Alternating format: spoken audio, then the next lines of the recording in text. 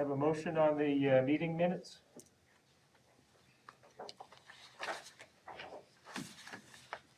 Motion we accept.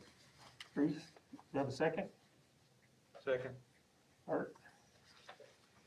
Any discussion? Yes. In last month's meeting, I expressed concern about the multiple AOCs on the TDEC inspection report.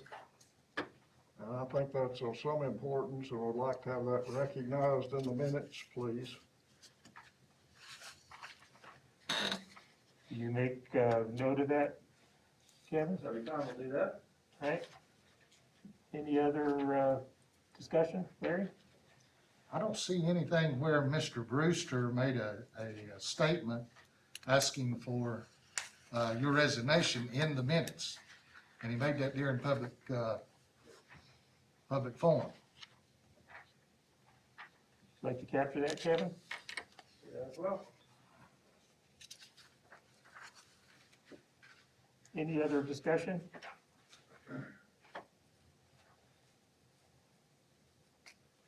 All in favor? I believe there's another, and I wasn't present at the time, but it has been brought to my attention, there's another couple of things that were left out. Pat, I know that you had something that you said was left out. Is that correct on the minutes? I did, but I left my note at home, so I'd like to turn it in. Do you As I remember said, what it pertained to, I Pat? said several things at the meeting. Well,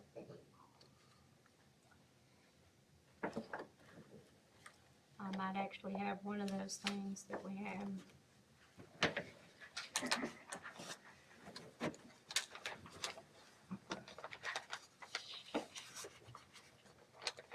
I think you had asked about distributing the minutes too, and there was no mention of it. Yeah, I spoke about the, I think I sent you an email, with regards to one of the issues that I spoke of. But like I said, I'd like to submit the information to Mr. Fields so I'm accurate in what I said. Like that, we don't have to worry about whether it is or it isn't. It'll be accurate because I'll look at the video. If that's okay. Any other discussion? All in favor? That was not me. All in favor of approving the amended minutes indicate by saying aye. Aye. Opposed? Hey, Kevin, if you could put those together and then send them out to everybody? I will.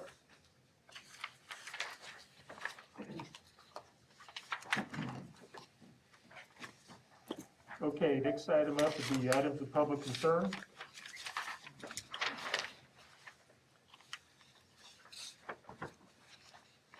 If no one else is gonna speak, does anybody want to go before me?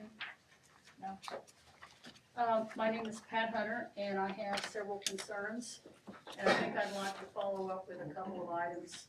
I think I mentioned that in the June packet that there were 2 operational reports that were missing. I brought my concern. I think, Are you talking about March and April? Right. I have those for you. And I also want to make sure that they're also posted to the website so the public has an opportunity to see the records and like that. Once it's posted to the website, Ms. Wells doesn't have to worry about records requests. One thing that I did want to bring to your attention, last month,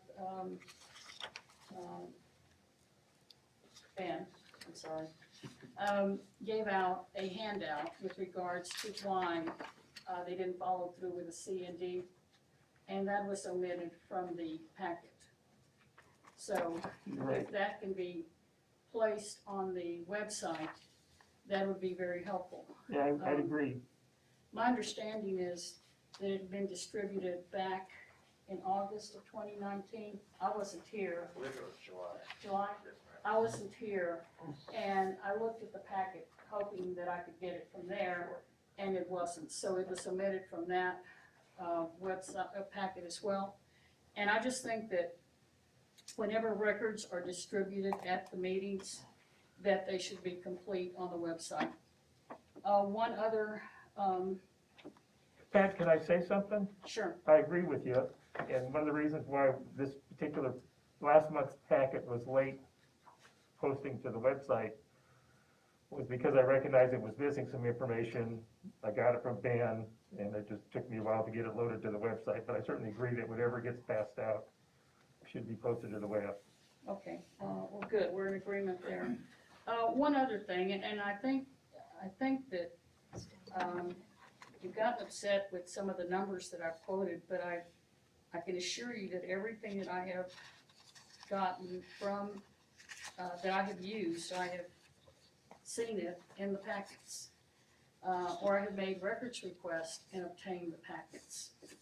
One document that also never made it to the website, and I actually used these numbers and gave them to Lenore City Council, was a letter from Bass, Berry, and Sims dated May 22nd, 2018. And in that letter, it had to do with the environmental fees. They actually, the attorney actually gave some very good information that I simply put into a spreadsheet and I gave it to City Council. And in this letter, there were 6.5 years, starting in 2011 through 2017, of what Santec describes as the revenue base. And that was what what usually appears on our monthly report, where the host and the security fee. So I simply put all of this information into a spreadsheet and I gave it to City Council. And I was quite surprised because I think Mr. Satterfield had asked the COO or the CFO of Santec how much the revenue was yearly, and he didn't seem to know.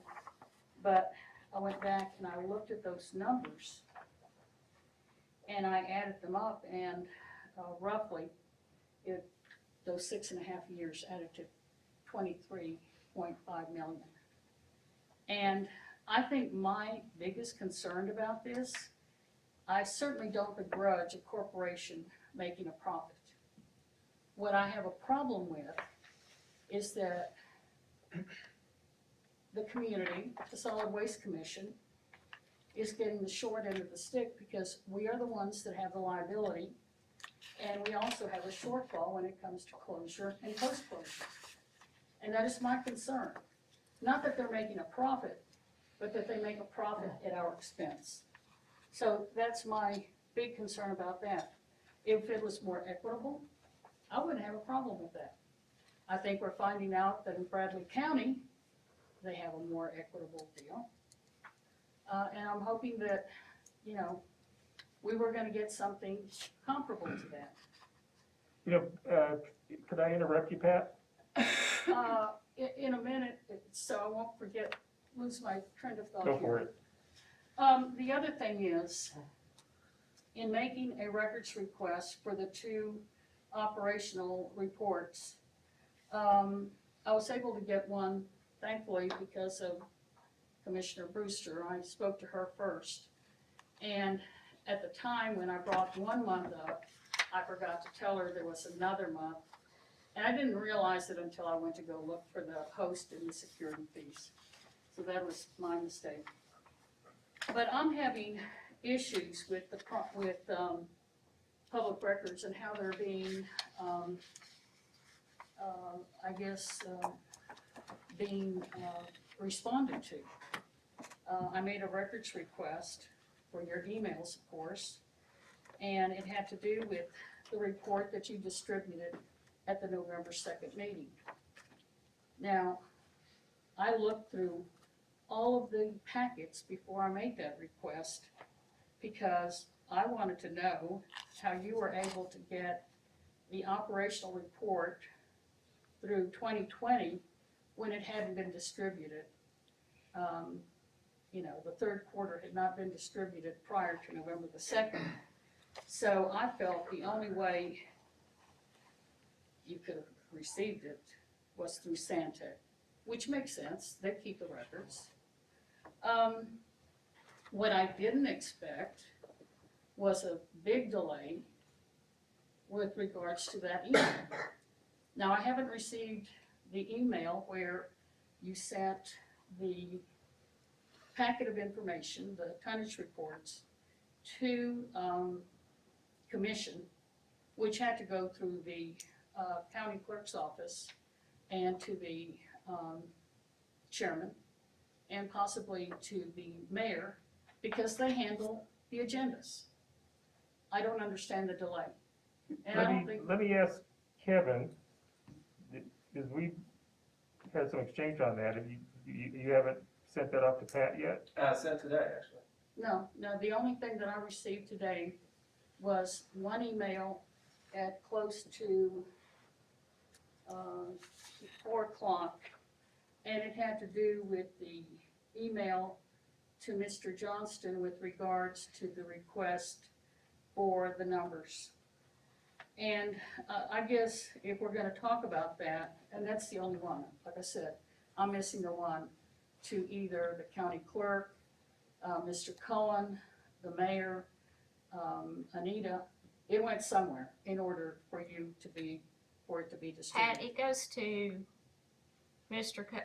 Commissioner Cullen, and it goes to Ms. Wampler. Right. Right, and usually the mayor doesn't Okay. do Well, that until he the sees. email- Right, I was just gonna say that according to what I checked into, Mr. Fields, you turned that in like the day of our Right. meeting? Right. Okay. Yeah. So Which- that's been what, a month ago? I should have November been able 2nd, yeah. to receive it prior to now. And I Yeah. still, like I said, I haven't received it yet. I think that we have a problem with public records if they're being withheld for whatever reason. We have open records laws, and we don't want open records lawsuits. We just saw what happened in Knox County. Oh, yeah. Someone won a very hefty award because the sheriff withheld records. We don't want to do that. We want to be as transparent as we can be, especially when it comes to a contract. That's an ongoing contract, and we want to know as much information, not only the public, the community, but also our elected officials. So, having said that, I'm still waiting on Attorney Stevens and the rest of the emails that have to do with the contract. I specifically have a list of information of records that I feel are still missing based on the records that I received. I did not attend some of the meetings last year. I also feel that there was some discussions because there was references in the minutes by, with regards to the auditor having input, and also with some of the emails where Dr. Bacchus is talking about this. So, I'm still waiting for the records, and there's a procedure that's followed, by state law. There's 7 days that you have to respond and either make the records available or say when they are going to become available, or deny the request and say why you're denying it. So the procedure isn't being followed. The only other thing that I'm gonna talk about is the interlocal agreement. I'm gonna go back to that. In the interlocal agreement, it says that the Solid Waste Commission sets the tipping fees. You raise and lower the tipping fees. However, in the contract, you gave that authority to Santec. That puts them in a very good position to give themselves a favorable tipping fee, while we have to pay a slightly higher tipping fee, and we are the owners of the property. So I think that is very unfair. And that could be corrected if you were the authority that actually does it. The other thing is, with regards to the C&D, I know what I heard last month, and I think Santec, or at least my understanding is, Santec isn't real keen on opening a C&D, or at least they want to maintain the current fees. Am I right? I think the feasibility is the bigger question. Well, one concern that I have is back in 2018, and I don't know what kind of garbage this was, but it gave a favorable rate to Tennessee Trash of $6.39 for C&D. Now, I don't know how much it was, but I feel that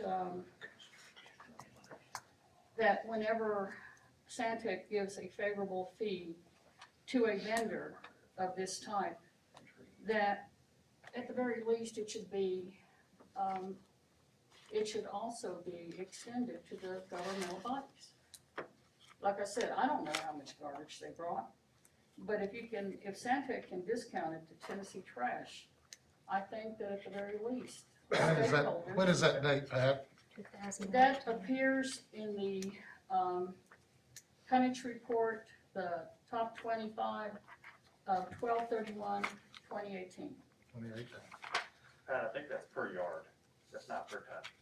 Okay, so how much would it be per year? It would be well over, it'd be probably right around the gate rate per ton.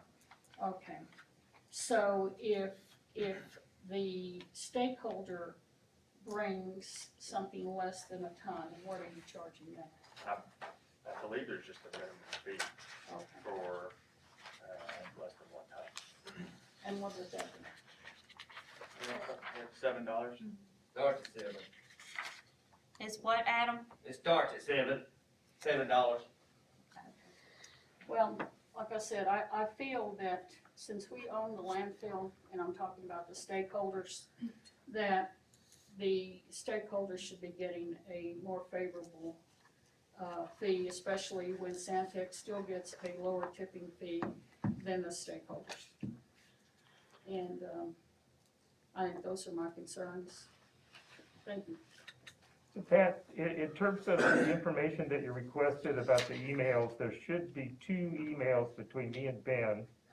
One of them, Ben responded with the tonnage reports as a PDF file, and I requested the information as a spreadsheet.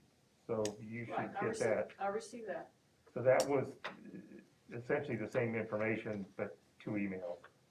And then the email to the county, Kevin should have a copy of that and should be able to provide it. Look at that.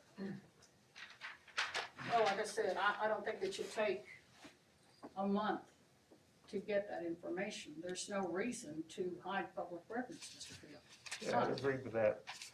And to your comment about Bradley County and us getting the same deal as Bradley County, before Cheryl retired and Ben was left holding the bag for Santec, when we were negotiating, or starting our negotiations with Santec, They had started. they had their- brought up the idea of Bradley County gets a better deal, and Cheryl offered to give us the same deal as Bradley County.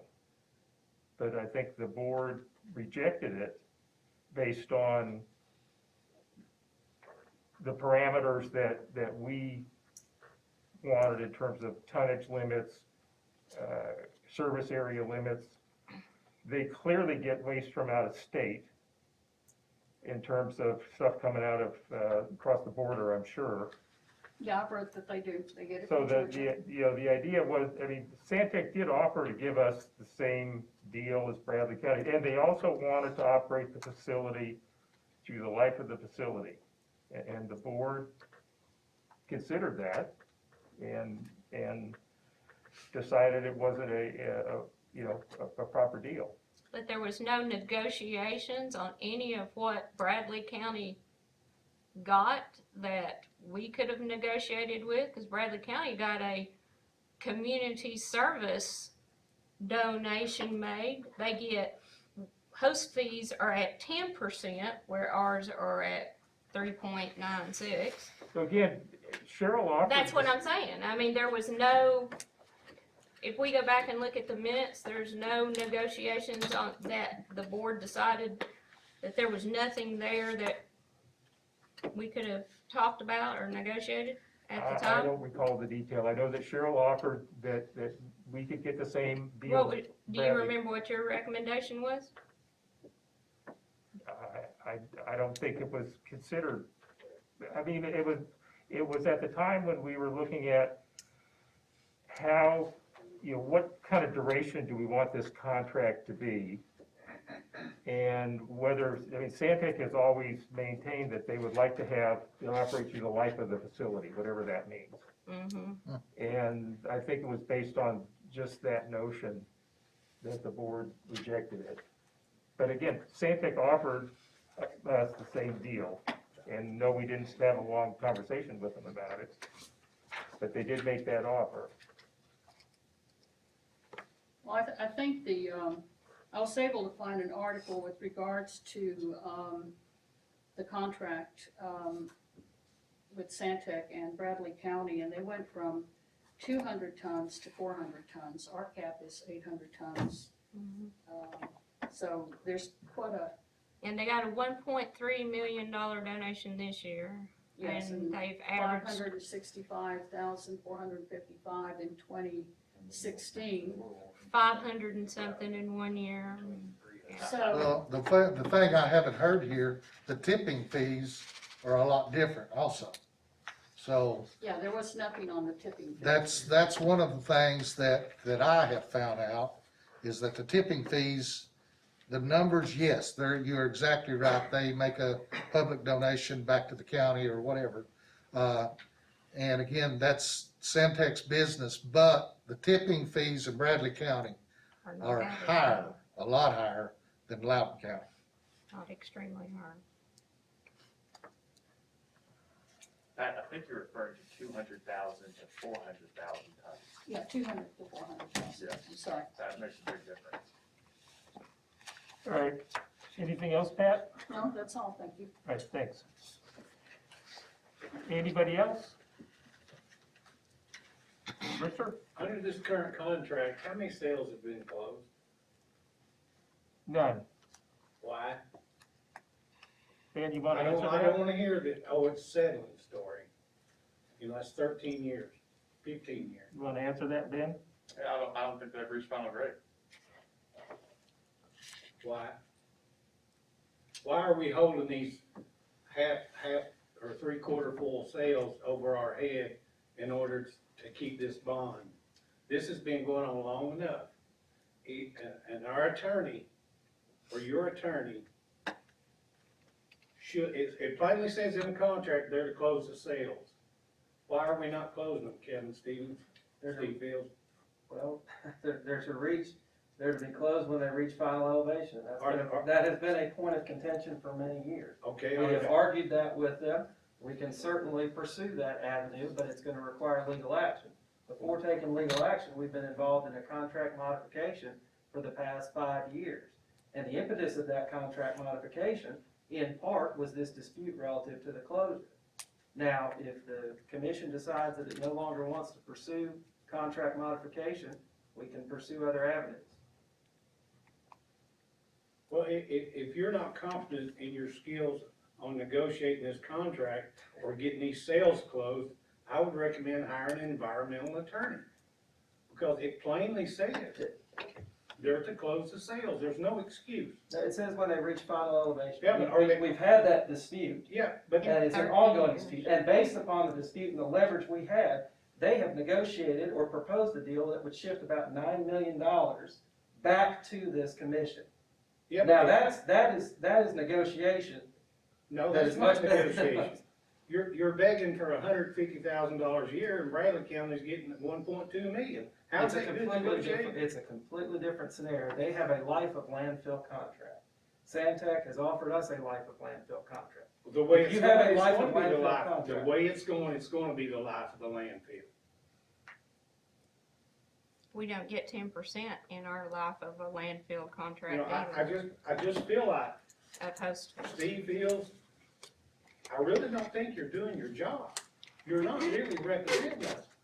We are literally getting it. Now, keep in mind, we have negotiated every single provision and every single term of this contract in the public for the last 5 years, and everyone had every opportunity to put in their 2 cents. And they have, and how far is it going? You're still trying to shove this contract down our throat and holding these open sales over our head. You know, we don't want to expand the landfill. We don't want to give Santec the farm, and that's what you and Steve Fields are doing. You manipulated this board, making them think they got this only deal they can have, and it could be better. The board has been privy to every part of negotiation and communication for the last 5 years. And Larry's been our key person doing the negotiating. I've done a lot of negotiating on it. I wasn't on it to begin with the Bradley County portion of it. But during this time, I have come to see other issues. And I'm going to say it straight out. I'm beginning to question legitimacy of our contract with Santec. I've got some stuff, and Kelly's got some stuff tonight that we want to talk about. So what I'm saying is, yes, we've negotiated to the best of our ability at the time. Does that stop us? Absolutely not. This board has not took no action on it yet, and I think there is enough issues that this board is not going to take action on this extension. I would hope. I think we're very too early to make an extension recommendation at this point with all these other issues that we've come up with. And primarily, it's the flexibility, the tipping fees, and I'm going to say it out loud. We should have never give Santec the ability to set tipping fees. The question is going to come up, is it legal in the state of Tennessee to give the contractor the ability to do that? And I think there's some laws guarding against it. And this board has not been made aware of that. I wasn't aware of it until just last week. But in digging, that's what I'm coming up with. So, do what? I think that we got a lot of work to do, and I don't think that we're going to be pushing forward. I would hope we wouldn't with anything at this point in time. And that's my statement. That's not from the commission. That's an individual that's been working on this project. Right? Right now, did we not receive email, or did you not receive an email, Steve, from Ben stating that if we made any changes to the contract language, was modified to change how the daily volume is calculated, it could drastically impact our ability to uphold these financial commitments? That said, if the board insists on inserting language that alters how the daily volume is calculated, Santec can no longer proceed forward with Second Amendment. Santec is committed to moving forward with the latest proposed draft language and is prepared to execute this draft at any time the board would like. To me, that's saying, we've done everything we're gonna do, we're done. We're done.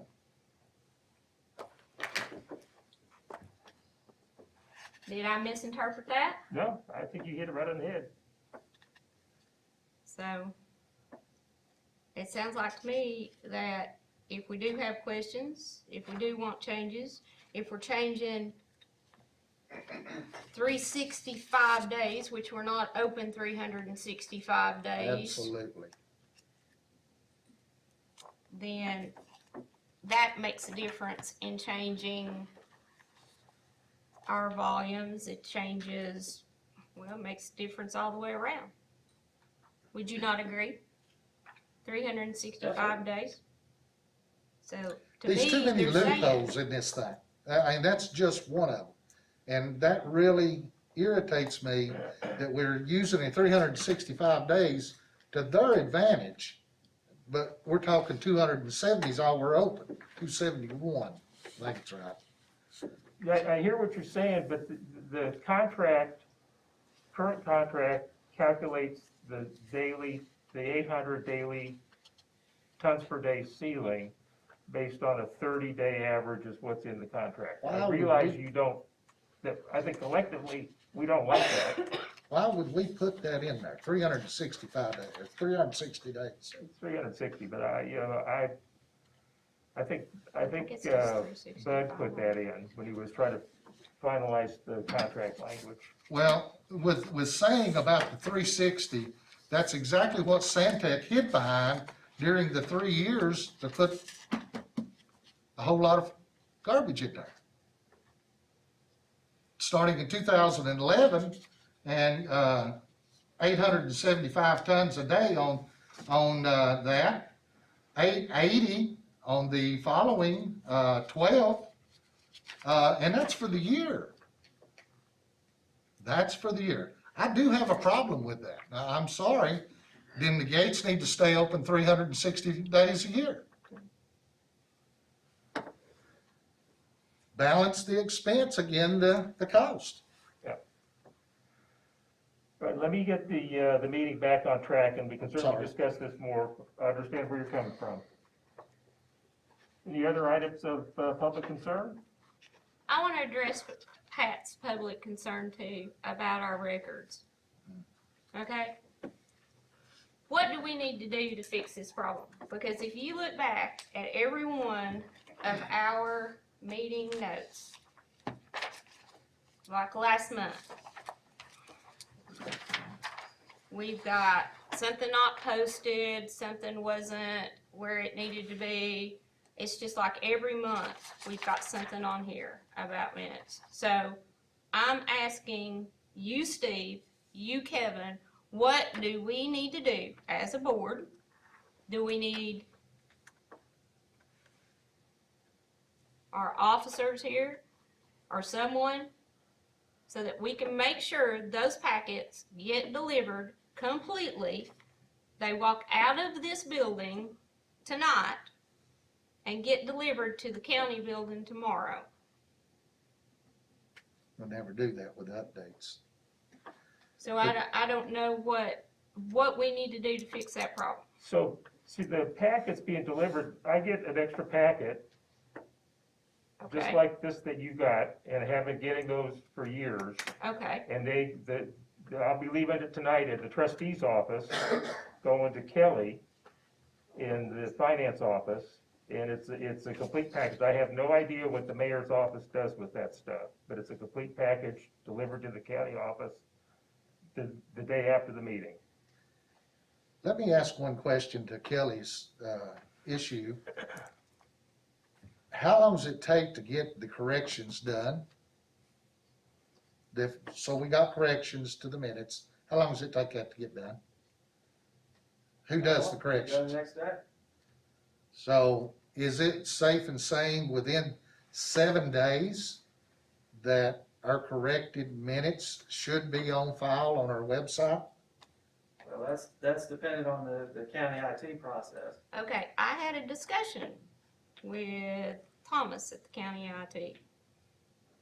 And Mayor Bradshaw had a discussion with him also. And it's my understanding that as soon as he gets those, he or Jim, I think it's Jim. Is that right, Chris, Jim? Is Jim the other IT guy? Yeah, okay. It's Tim is one of them. That as soon as they are given to him, he posts them. So that, I think recently that has been true, but that has not been exactly true in the past. Because I know I've had to send stuff more than once to make sure it gets posted. But I think they're doing better now. Well, I would hope that we collectively as a group would come up with a process to get this done and do it in a reasonable amount of time so that folks can have time to look it over. And then there's gonna be a process for the updates that come in off of those meetings that need to be put on the website also. So typically, I mean, tomorrow morning, or tomorrow probably by midday, I'll have a copy from Ben of the scanned report electronically. Okay, And watch Pat when I say this. The first thing I do is open it up and I start changing it. And what I do is, because Ben runs the thing through a high-speed scanner, some of the pages are a little cockeyed and it's a copy of a copy. And so I'll take like my agenda that I do as a PDF out of Word, and I'll attach a better copy of the agenda, a more legible copy of the agenda to the report. Same thing with the financial report that I get out of Tracy's office. So I'll add the same document, but a better copy to it, and then I'll send it to typically within a day or two, to the IT people to get them to post it. if it comes through this meeting of any nature of paper, it should be in that scanned image to put on the website, I agree 1000%. no matter what it is. Email, documentation, picture. Yep. If it comes to this commission, it needs to be put on the website. I agree. So am I hearing you say it's not in a PDF form? It shows up as a PDF, but it's a Okay. scanned copy of the PDF, which sometimes are better copies than others. And I'll change the page out, same identical document, and it'll If just it's be a a better copy PDF, of it. if it's a PDF, why are we not sending an email PDF? Why are we scanning it? The file gets created through a scanning process. Yeah, no, so I scanned the physical document that is printed out and collectively compiled from a lot of different sources internally to get the appropriate information for this meeting. And I get it as a PDF file. That's correct, in an email. The PDF, whether it's the PDF and you straighten it up, and as long as it's got all the documentation, I can't see that being an issue and having it done within 7 to 8 days. Now that's my opinion. So- Again, typically I'll get it from Ben the next day. So if it's a PDF, you're saying that you turn it, fix it, or whatever? Yep. To send it to Thomas? Yep. Are you doing that for Thomas's sake or for Well, I figure these records are gonna be around forever. And if Drew? I have a better copy of this exact same document, I'd rather it be a better copy than a Xerox of a scan type thing. I agree.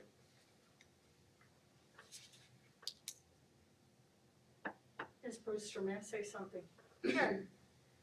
Back a number of years ago, and I don't know when it happened when Robert Harrison was here. But this board, or not this board, the Solid Waste Commission, most of you were not here.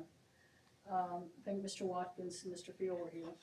But a vote was taken to take a public record out of the packet and withheld and not put into the packet. You remember the summary customer activity report? At the time, Mr. Harrison said it was proprietary and that it should not be on a public website. It is a public record. And whether you like it or not, this is a public landfill. And he was more concerned with it being proprietary, but it's still a public record. And for all intent and purposes, if the public goes to look at it, they have no idea that this public information is not in the packet. And the Solid Waste Commission voted to exclude it from the public packet. I think there should be a way to scan it and to make the public aware that if they want to see it, that it is available for them to see it. I mean, that's all there is to it. It is not proprietary. One other thing on this, Steve, as you look through these reports and documents, we do it, I'm sure, in order to conserve a tree. we print on the back. Right, But if you're gonna make digital copies, you need just front side, correct? I mean, what I get from Ben, I mean, it's a PDF file, it's page 1, page 2, page 3. Okay, on that, this document right here is a good example. The tonnage report, front and back. It should come, I'd have to go back and look at one of the copies that he sent, but it should be page 1 They're and then the separate on backside. the PDF. Do what, They're sir? separate on the PDF. It is taken You- out. We do front and back to conserve trees for this Okay. meeting. But when we send it, it is single page. What you see on the back of page 1 is page 2, and Gotcha. the PDF is 1, 2, 3, 4, 5, 6, 7 continuously. I just don't want that, issue to come up later on, well, it didn't scan page 2 and page 6 and so forth and so on. We need to be able to transfer this to a digital document and file it that way. Yeah, it should go through that way. Okay. Every meeting. Right? Anything else?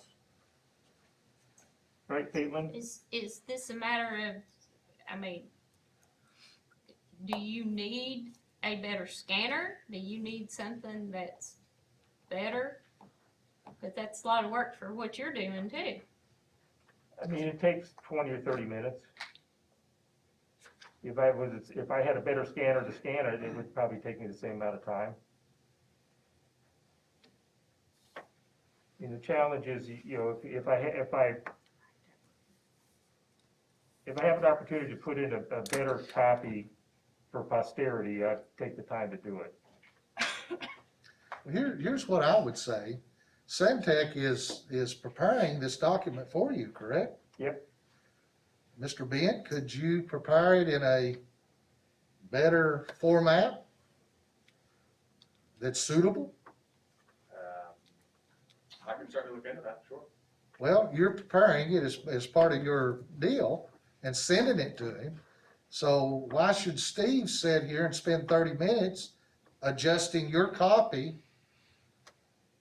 when it should come from you to him and is ready to go fashion? Sure, I can request a different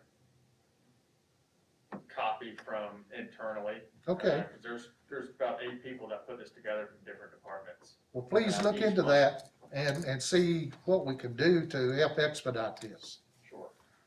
Just a question, I was talking to Ms. Hunter about the document that has been withheld concerning tipping fees. Is that basically what it is? Yeah, it's a report. And that was done at some years ago by action of the Solid Waste Commission? Yes, it was. And it's continued to do that even till today? Yes. And I think it would be incumbent upon the commission to reverse that, put it in your minutes and make it official that it no longer be withheld, be included in the information that goes out. I agree. Just my 2 cents. Larry, would you like to make a motion? I'll make that motion. And I'll second that motion. I just wanna make sure for the record specifically what we're talking about. Cause I don't look at the packets once they're posted to the website, so I don't even know what you're saying is missing, Pat. It is the document that is called the Summary Customer Activity Report. Okay, so what's in our Typically call packet it- is not making it to the website? That's correct. Okay. And the Solid Waste Commission took a vote to actually pull it out of the packet to keep it from being on the website so the public could see it, because Mr. Harrison said at the time he felt it was proprietary information, that this is public information on a publicly owned Don't disagree. landfill. I wasn't aware that that was not making it into the meeting packet. It made it into the minutes, and I'll send them to you. It may take me a day to find it. Any, You know what year that vote was taken, Pat? No, but it was from Robert Harrison. I probably made a notation then for myself. So we have a motion and a second. Any additional discussion? All in favor indicate by saying aye. Aye. Opposed? The motion carries. So Ben, please make sure that's in the packets for next time. Yep, I'll have some discussion from All right. Anything additional? Turn over to Caitlin for the cash activity report. The adjusted October 2020 combined ending balance was $4,294,380.27. The operating fund ending balance for November was $4,261,276.42. The Poplar Springs sub-fund balance for November was $57,125.48. And the total combined operating in Poplar Springs for November was $4,318,401.90.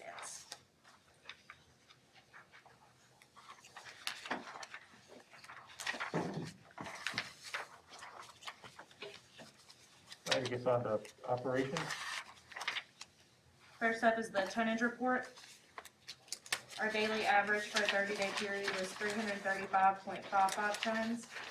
And our daily average for a 22.5-day period was 447.40 tons.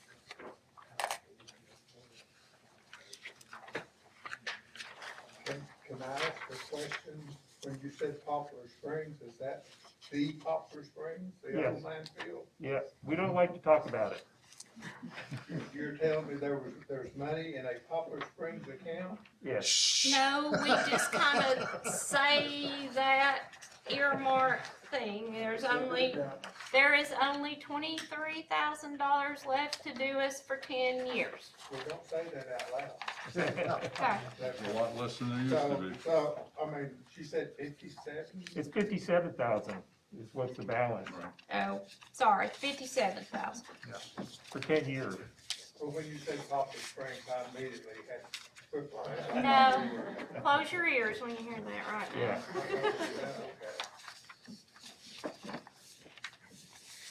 Next is the customer activity report. I'll let you read over that and ask any questions you have.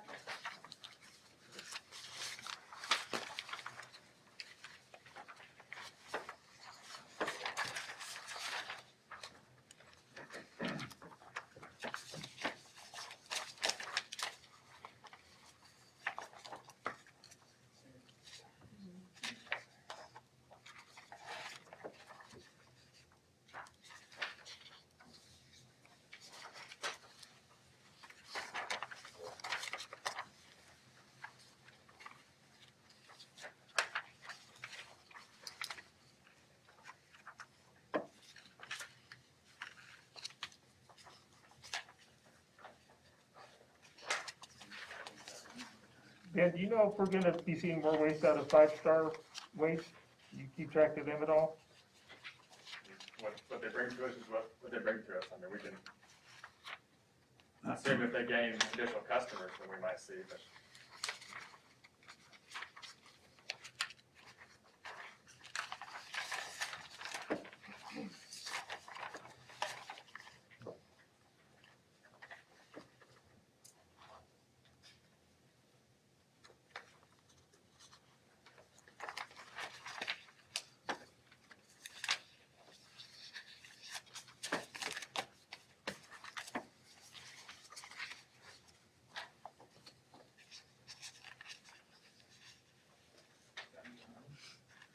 Any other questions on the customer activity report?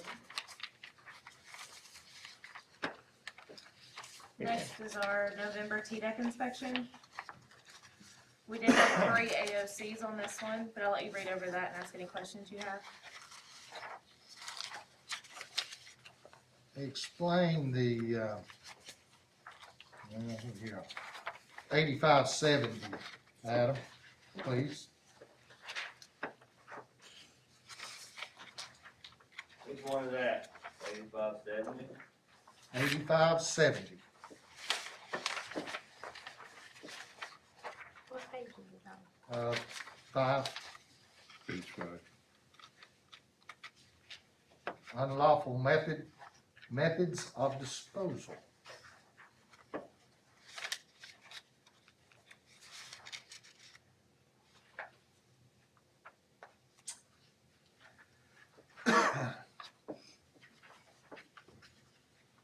I did not catch that one when we discussed it, so the only thing that could be would be,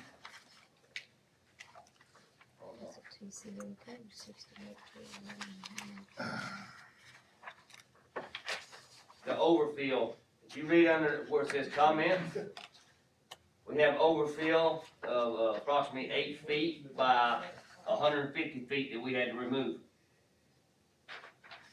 Sorry, it took me a minute. All right, I'm kinda lacking right here. The overfill of what?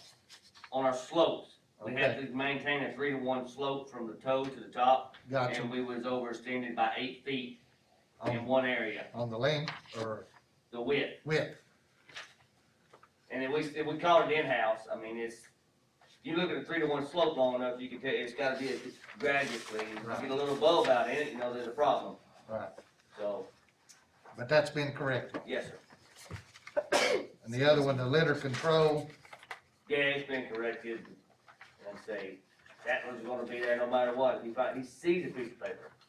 I followed a waste management truck yesterday up the interstate that actually come from the landfill.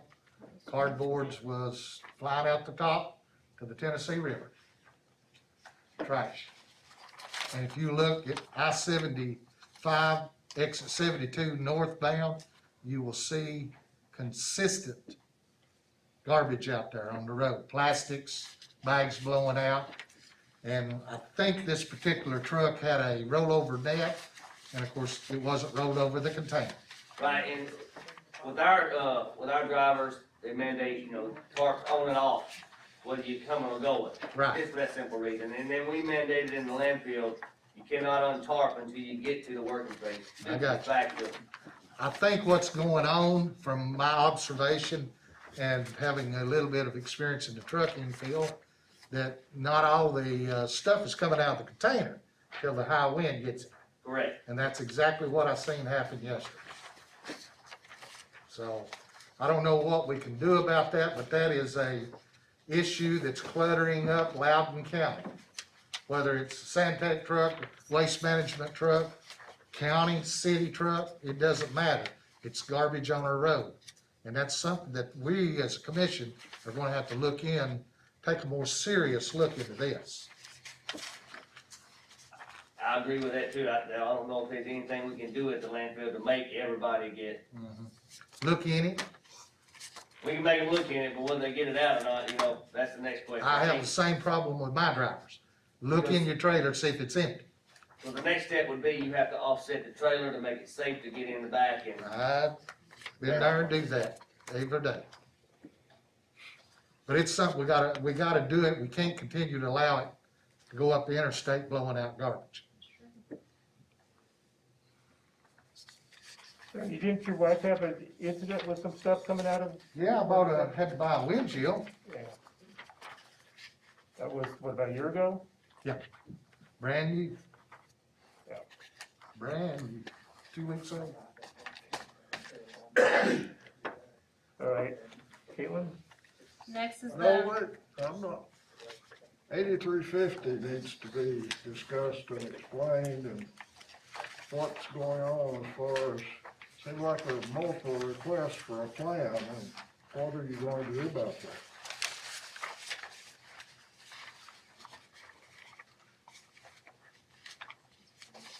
I didn't hear the question, sorry. page 4, Item 8350.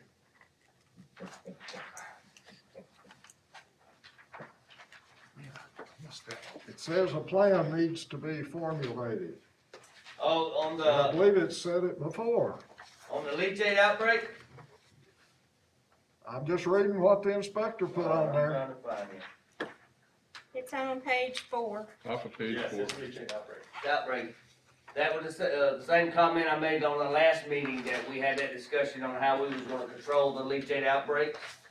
And we went and, removed the dirt and replaced new trash soil there to stop the outbreaks from coming out and to go back down into the system. So is this a different location? Same location. Same This is location. the actual inspection that should have received last month. We got the month before. So that's why it says what it said. So what you're saying though, 8350 we won't see this on the next monthly No, sir. report. No, sir. All the problems have been corrected. If you count the last ones, I don't know how many it was, 7 or 8 AOCs. We're down to 3, back to 3 again, litter, leachate, and the overfill. But look at the very last page. There's a comment there, and that's what I'm asking about. That's a specific request for a plan from the regulator. What are you all doing about that? Well, I can send you the plan that me and him discussed that day, but that was the plan, is to reopen the area to replace good trash. You don't need to send it to me. It doesn't sound like the inspector feels like there's a plan in place. Ben? Okay, Dan, why don't you look into that and find out what the plan is and how it's being conveyed to the Knoxville field office.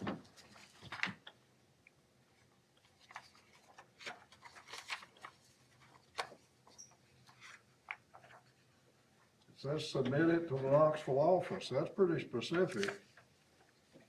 And I did that to my inspector. This is not the sale that we had the slide on a few years back, is it? No, ma'am. Okay.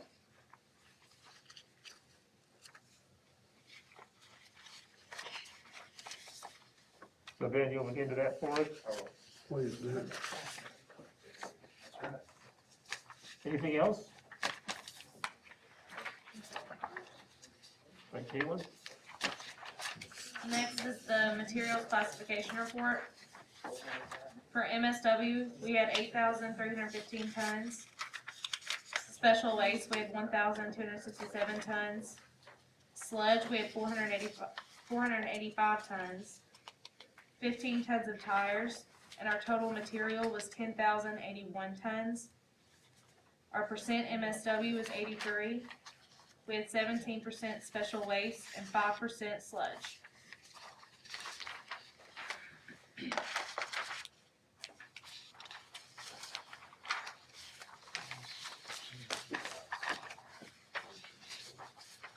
Next is the waste characterization report.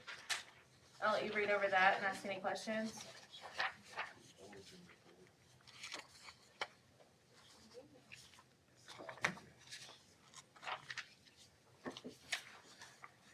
Your totals don't match again on the bottom, it should be 99.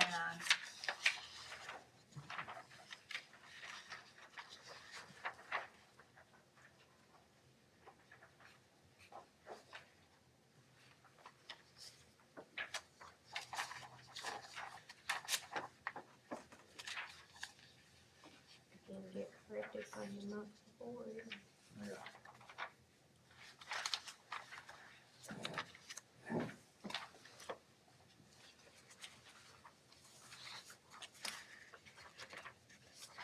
November is not correct and the total's not correct. Are you referring to the material classification report? The special waste waste analysis. Your numbers don't match on the bottom, they say 100. Okay.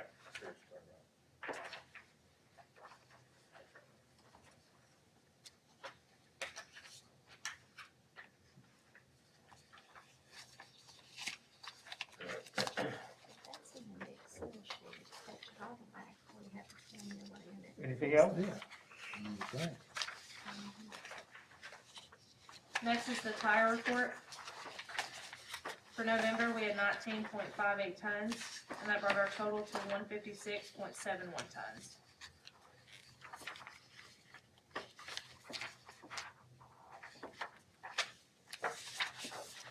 Next is the airspace utilization schedule.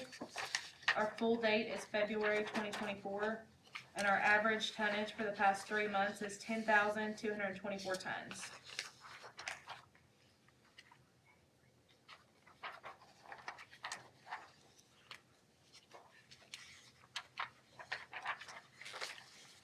Next is the host and security fees. Our host fees were $10,572.50, and our security fees were $12,820.47.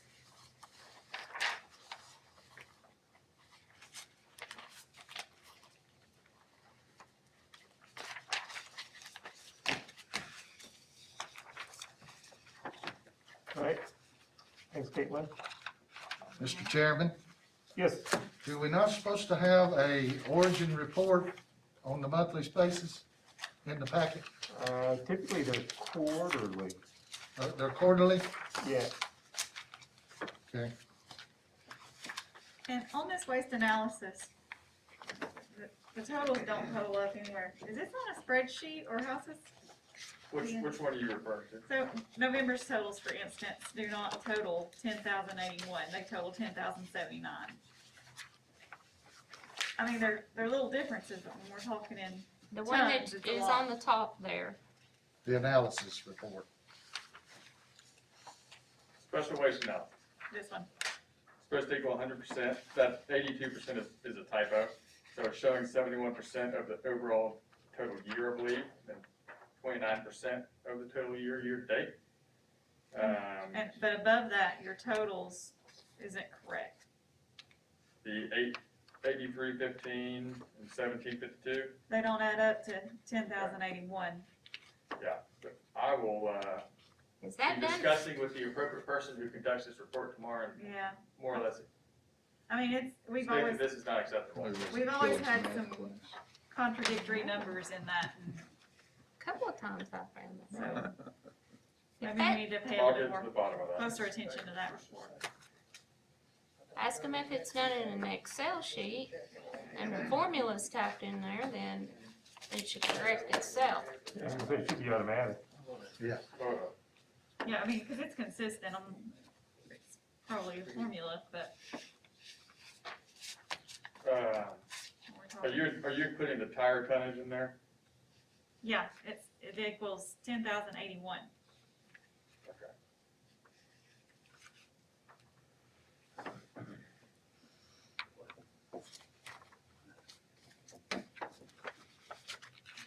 He may be using a Excel spreadsheet and rounding up the decimal place. Right.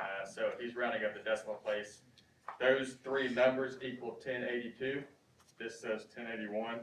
So I'll get to the, if it was Yeah. 1751.9, he rounded 1752, I'll make sure that it does not happen again. Yeah. I mean, we're talking tons, so the decimal point is big difference. Sure.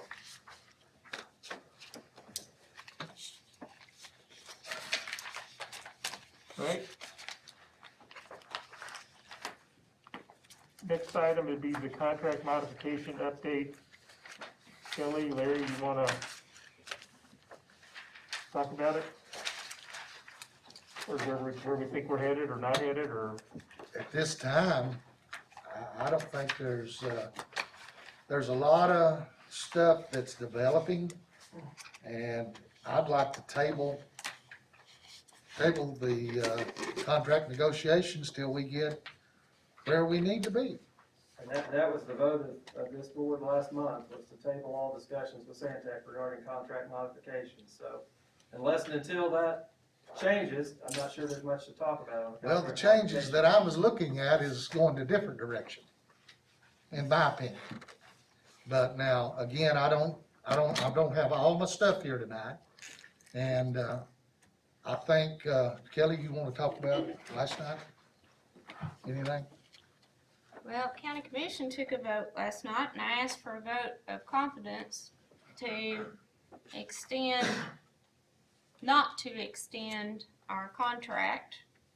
And the vote was 5-4, not to extend the contract, with one being absent at this point. So, and with myself being District 1 County Commissioner and David Mears being the other District 1 County Commissioner, with the landfill being in our district, I feel like that gives us a strong setting of saying we are not for extending this contract at this time. I think there's some unanswered questions. I had brought a question forward that I wanted answered, and I had a question about, let me get my paper here. And I don't know, Ben, if you can answer this for me, but it's been brought to my attention on the tipping fees that Waste Services is bringing in Roane County trash into Loudon County landfill. And if we look at some of our documentation, they're bringing it in for $20.53. That's less than what our stakeholders are getting. Yeah, I think, Our stakeholders are getting $22.38. That's $1.87 difference. yeah, Which means we're losing money. but what I think you're not understanding is, I first think it's really important to understand that all the capital costs associated with the landfill are Santec's responsibility. The waste coming in on waste service trucks is waste service rate only. It is not what is being charged to the customer. The customer is paying more than that. The stakeholder rate is it is the lowest besides the Santec rate, which is obviously because we have the financial responsibility of the landfill on a day-to-day operation standpoint is the reason that rate has been set. But you're bringing an out-of-county waste into our landfill, Loudon County citizens' landfill, at less than what we're paying. I mean, on our vehicles. It's the same, so we pick up Loudon. but we own the landfill. Sure, I understand that. And we're having to close the landfill. The financial responsibilities. We have the are what it is. financial responsibility. It's- This don't makes no sense. You're bringing in 38% of the volume that goes into that landfill right now. Well, 38%, regardless where it comes from, you're going in at your rate, correct? Yeah, I'd have to check those numbers, but Yeah, yes. you're going in at your The rate. facility is. Well, a percent of that 38% is Roane County. Where else are you bringing it in from? Are you bringing it in from Maryville? Are you bringing it in from Cleveland? What, I don't understand. And if we talk about the tonnage and it's not economically feasible to truck garbage in here, but yet we're bringing garbage in. Roane County had a landfill down there, to my understanding, that they closed it down. It's cheaper to put it in Loudon. That don't make sense. Now, you have the monopoly, per se, on this landfill down here. You set your volumes. You can go up to X amount per day, 800 tons a day on a 30-day month at yours, and you could be putting in 75% of that garbage down here at your rate. That's not fair to our stakeholders and the county people. That is not fair. I'm sorry. I'll get off my high horse. You just finished my high. Oh, sorry. Got overwhelmed. So, and I don't know how the rest of the commission feels about that. I don't know if you're aware of that. It was kind of a shock to me to find out that, that's $1.87 difference. $1.87 starts to make a difference. Might not seem like much, but after so many years, you would think that, yes, it does make a difference.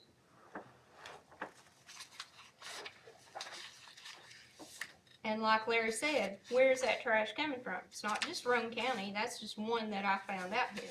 Where else are we getting that trash in here from? In other words, what we're saying is we could possibly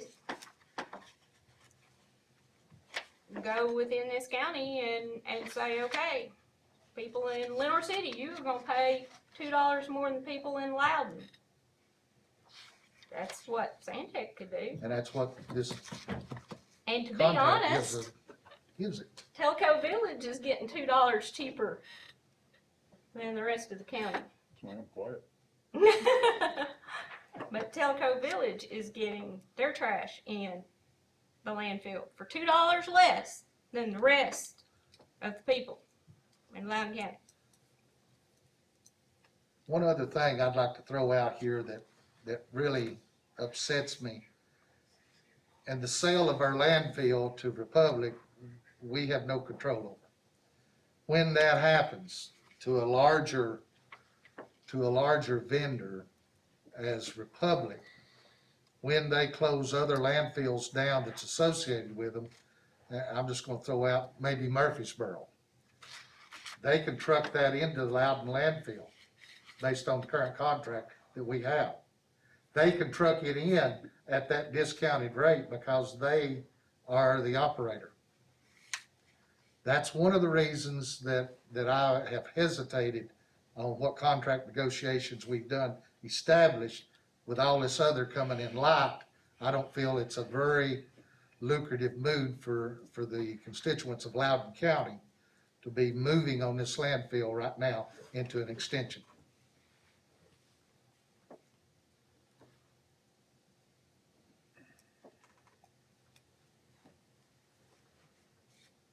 Well, I don't feel good about having to negotiate all of this over again with Republic. I think that's gonna be a travesty in the end.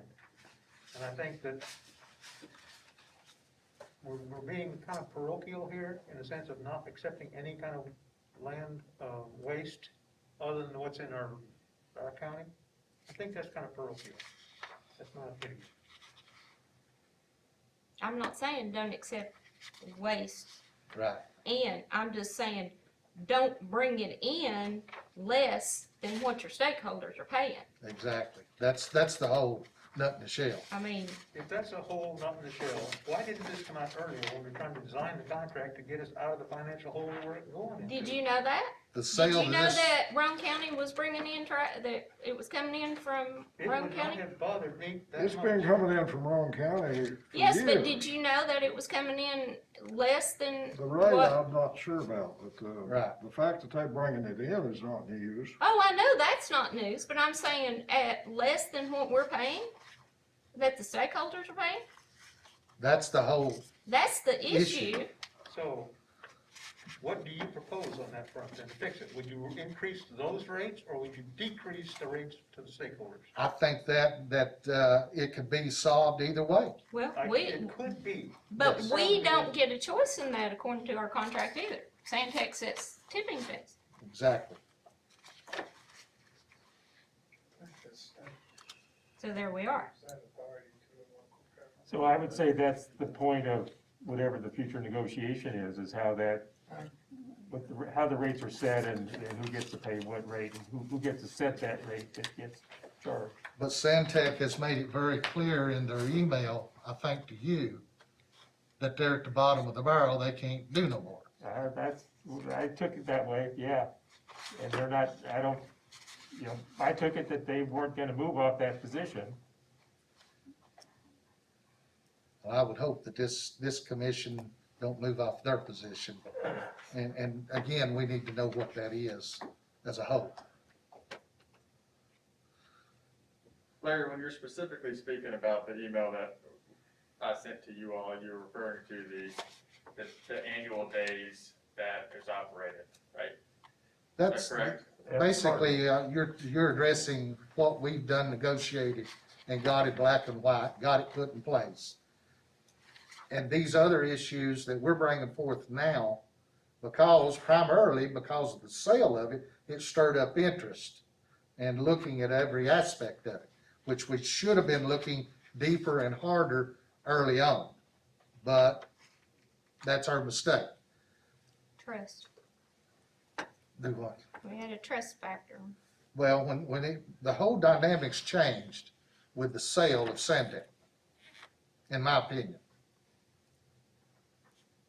But what has not changed is the fact that we're responsible for closure at this point in time. And Actually, that right now in today's dollar would cost anywhere from $7 to $8 million. We only have $4 million in the bank, so we are really in the hole. So if we had to do the closure, the county citizens would have to come up with a lot of money to close the landfill if we don't do anything. The way I look at this contract negotiation or this extension of the contract, it means about anywhere between 11 and 12 million dollars to us to the good. Because of that, because they're gonna take over the closure, so we don't have to pay it. That's $7 million that we don't have to pay out. We have $4 million in the bank that we don't have to use for that anymore. That's 11 million bucks right there to the good. We got a wheel wash that we didn't have to pay for, that they threw in. It's a couple $100,000 to the good.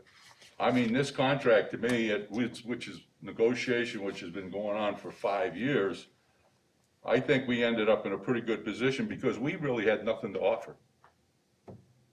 We had nothing to offer, and we made out pretty good. I think you negotiated something good. All of a sudden, because Republic stepped into the deal and a couple of private citizens went crazy about that, all of a sudden we come up with all these little tiny things.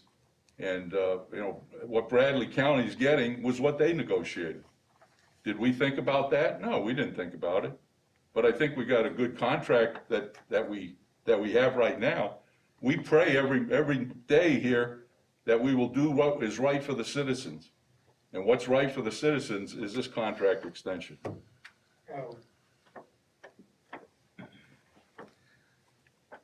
The thing that, again, I've been on the negotiation side of this. I've done my best.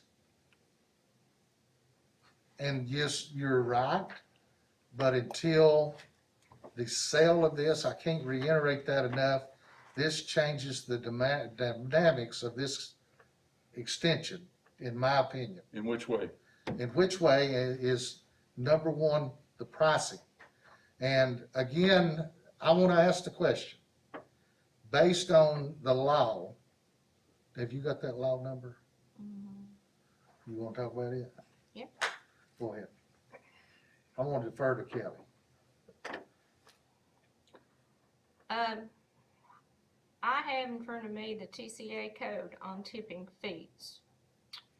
And this is, of course, like I said, the TCA code. And I would honor that your opinion, would like to hear your opinion and have you take a look at it too. Any county, municipality, or solid waste authority that owns a disposal facility or incinerator may impose a tipping fee on each ton of waste or its volume equivalent. The amount of the fee is determined according to the cost of providing services, and the uniform solid waste accounting system is to be used to arrive at that cost. Revenue raised by the tipping fee is to be used only for solid waste management purposes. Talks about host fees in order to encourage regional use of solid waste disposal facilities or incinerators. A county that is a host to solid waste disposal facility used by other counties in the same region may impose a surcharge on municipal solid waste received at any such solid waste disposal. These revenues may be used only for solid waste management purposes or to offset costs resulting from hosting the facility. There are several more things on here about the TCA code. My question is, it says a uniform solid waste accounting system, which to me is talking about the comptroller. That's correct. That's right. When we submit our audit, does the comptroller take a look at our audit? Absolutely. Yeah, it goes to the comptroller. It's submitted It goes directly to the comptroller. That's the only person it's submitted to. We're only in- Is the comptroller given our contract I don't know that the auditor provides the contract to the comptroller. So you're not sure if the auditor I provides a don't know contract? that Okay. specifically, but we can ask. that. Because to me, this is saying that we set the tipping fees according to what it's gonna cost us to close that landfill and to run that landfill, which is looks like state law. How could we give our authority away to Santec for them to set those tipping fees? I'll have to ask that of the previous commissioners. That was a negotiated contract well before anybody. Yep. That's why I'm saying, that's why I wanna I'm know. happy to prepare an opinion if you'd like. Okay, because I would like to know if the comptroller has any idea of that, because to me, it sounds like that we are giving away our authority and how we are going to close this landfill. And if that was negotiated in a previous contract, 2007. then if it's state law right here, then we need to back up and say, what's the problem? We need to fix it. Because that report that goes in from our auditor, it goes in on our behalf, correct? Yes, I mean, it's prepared by our auditor to meet the requirements of the Solid Waste Act. Although this commission did not set the tipping fees are set by Santec, so therefore, that information is misleading, sounds like. Yeah, It actually says these are the only ways for revenue sources for our closure of the landfill. So.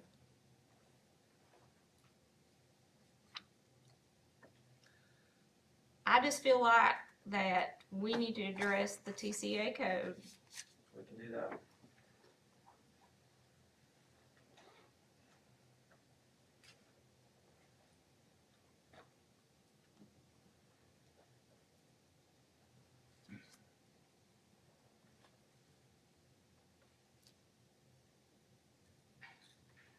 Kelly, what section and number are you in?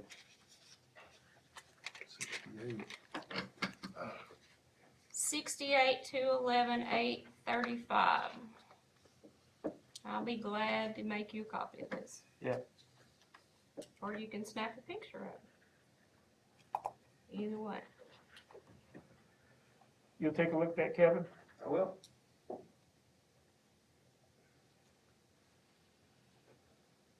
I had something else. What was my other one?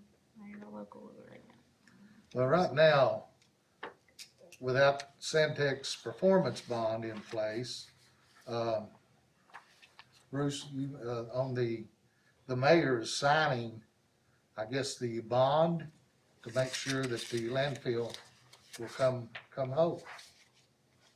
And several county commissioners I've talked to, several residents, and some city commissioners, they have an opinion, and it's not just a couple of citizens that have brought several of these points up.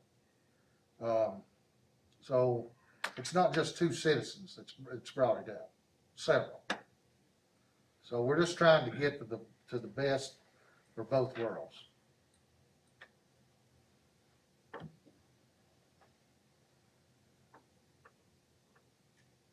So currently what the mayor signs every year is essentially it's a promissory note pledging future tax revenues should TDEC have to come in to close the landfill. Right. That's in lieu of a bond. So again, part of this deal that we had negotiated as far as the contract extension, Santec takes over that obligation as far as providing a bond, relieving the mayor from having to do the pledge that he has to do every year. And this is what brought me to my opinion of tabling the contract negotiations at this time till some of these other questions can get answered. Understand.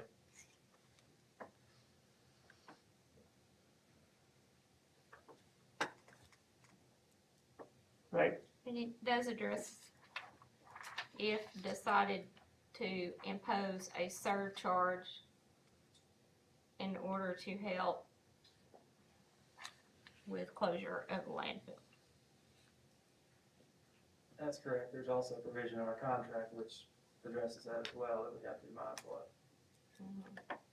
Yeah, I think section 10.1 and 12.7A address some of this. I'm having a hard time. I think section 10.1 and section 12.7A address some of those concerns. Right. But I'm just saying that that's stated in part of the Tennessee state law, TCA code.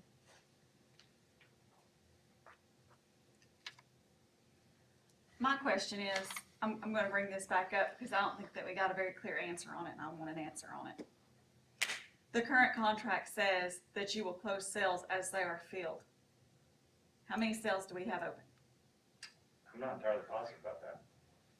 None of them have been closed in 13 years. That is only to benefit Santec.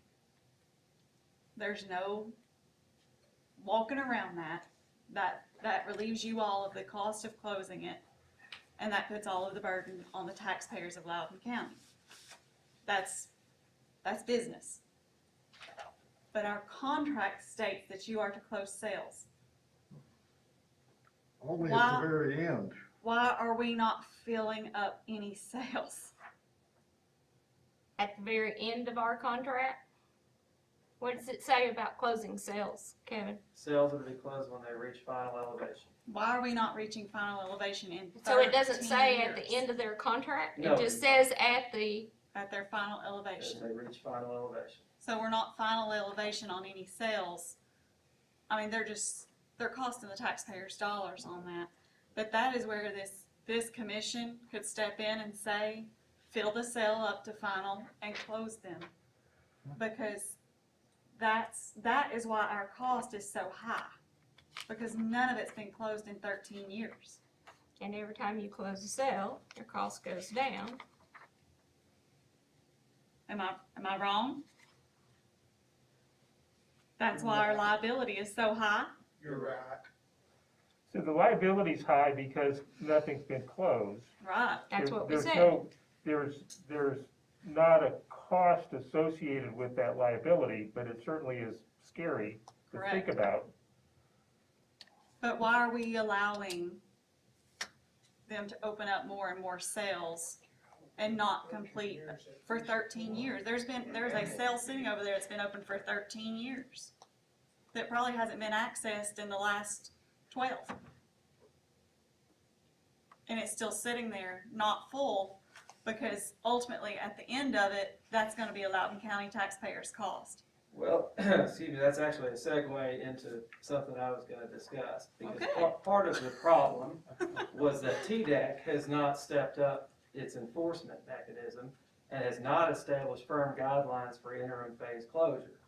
Now, they have, and this is a letter that just went out, which I'll pass out, letter that went out November 3rd from TDEC, and they are requiring submittal of a phase closure plan. That's what I thought. And that is part of the regulatory mechanism that was changed by TDEC in 2019. Prior to 2019, there was nothing in the law that would force Santec to close anything. The law has evolved to where they are requiring phase closure plans.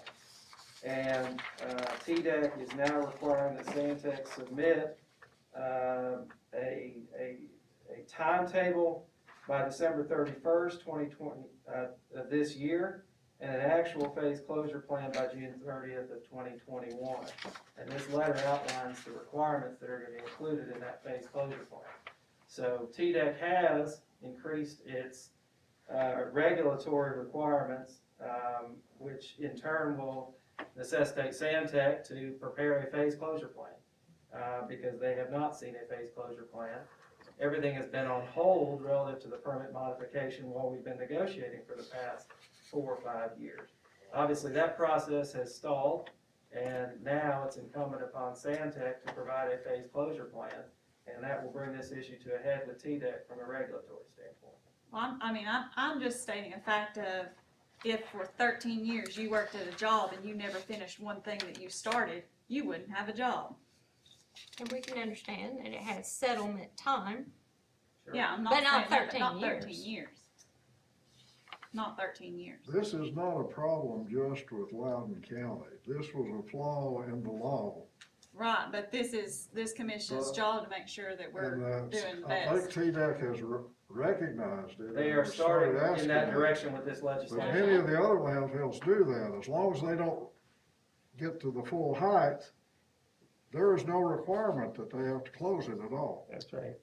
Right. But there are They several could leave it this far and go for years, and do, and have. but there But are, that's not just Loudon, that's the. I'm not saying it's just the Loudon, state. but I'm just here to represent my taxpayers and their dollars. and but there are several landfills that have renegotiated their contracts with Santec, and now they have in there that Santec closes their landfill. Yeah, That's what one we've of- got that's on one the of table right now. contract, yeah. That's Well, what we it got on already the table. it already says in our contract. With all you said, Kevin, are you saying that Santec wasn't allowed to close those sales? No, not at all. No. Okay, then. I'm saying there wasn't a regulatory authority that would force it. But they That could nobody's close. pushed them to close those sales. The state did not close, push them to close it. You know, that's just like we didn't push them to keep the roads clean. When we did, guess what? The roads got clean. You know, the wheel wash was being thrown in as part of a negotiation when it shouldn't have been a negotiation tactic. That's their responsibility. That's their responsibility that they weren't upholding, they weren't doing. I will say this, they recognize that as not a good move in negotiation tactics, Right. and removed it from the negotiation and Right. put it in, but it took something else to get them there. Yes, it did. We put them on notification for 30 days to straighten up the problem. And Santec recognized that it is a problem, they went on, they borrowed the expense, and they put it in. So Santec is gonna have to provide the documentation to support this paperwork, which we'll have an opportunity to review once it's prepared. Because it's prepared for the Loudon County, it's prepared for the Matlock Bend landfill. So it's got our name all over it. Mhm. Mhm. So we'll have an opportunity to look at it and comment or suggest. What is Santec's position on this right now, Ben? This document? That's why it was in the Second Amendment. We knew it was coming down the pipeline and we're preparing for it and, you know, fully anticipated that we would be submitting that schedule at some point. That's exactly why we put the parameters in, Just have you a know, plan every 10 the years. language associated with closing the facility and closing modules as we go. Well, you never did answer the question, then, why hadn't the sales been closed? It's a large capital expense and we're gonna try and maximize, you know, what we can get out of that facility through settlement. Hadn't reached final grade. In 13 years, it hadn't settled. Come on now. Ben, it's been 13 years, I understand settlement, you're gonna lose that argument, I would just, Sure. you ain't gonna convince it's- anybody in this room that it's a that's a business sound tactic. decision. Santec It's is a bad business, decision. and it's a business tactic. That's, But by the same How they do token, you business. can't have a cell here and build it all the way up and you got nothing next to it. You right. have to build them up in layers so they don't fall over on top of one another. I mean, it's as simple as that. No, not good Lord, that's a But they- fact. But they need to close. If I've got a 1,000-foot high hill with nothing on either side of it, guess where it's gonna go one of these days? But they're supposed to be designed not to slide. And they're supposed Well, to, that's why you do it this way. but they should close them too. So back to the issue of the closure plan, you know, Santec has to prepare it, and we'll have an opportunity to look at it and evaluate. And right based now, on- we're on the hook to pay for it. For closure, Yes, unless we do the contract, and Well- then they become on the hook to pay for it. the contract reads that Santec has to fulfill or follow TDEC requirements. To the extent that this is a requirement, they have to meet it. Now, we may have to take them to court to convince them that it's a requirement, but, I mean, the contract states that they have to meet the TDEC requirements. And this is a TDEC And that's requirement. why it was very important that this was just enacted last year, because before that, we didn't have any regulatory teeth. They have to have a timetable submitted by December 31st. Are they currently working on that for our landfill by December 31st? Yes, We'll get a copy of that. I will go back tomorrow and figure out where it is, yes. I would like to see a copy of the timetable of how they're gonna get this. The whole plan has to be submitted by June 30th, 2021, on how they're gonna close our landfill. I'd like to know what their plan is.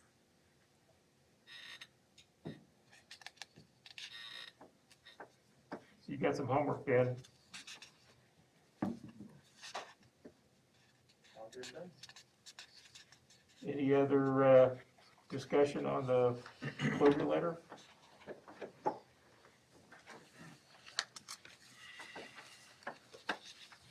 All right. Kim, you've been sitting back there very patiently. I think I'm gonna pitch it over to you to talk about the green waste. If the board's ready to talk about the green waste? Did we not have a motion on the table? Tabling of this issue? It's already tabled. We did it last And we month. did it last month. Done it last month? Yes. Okay. Sorry.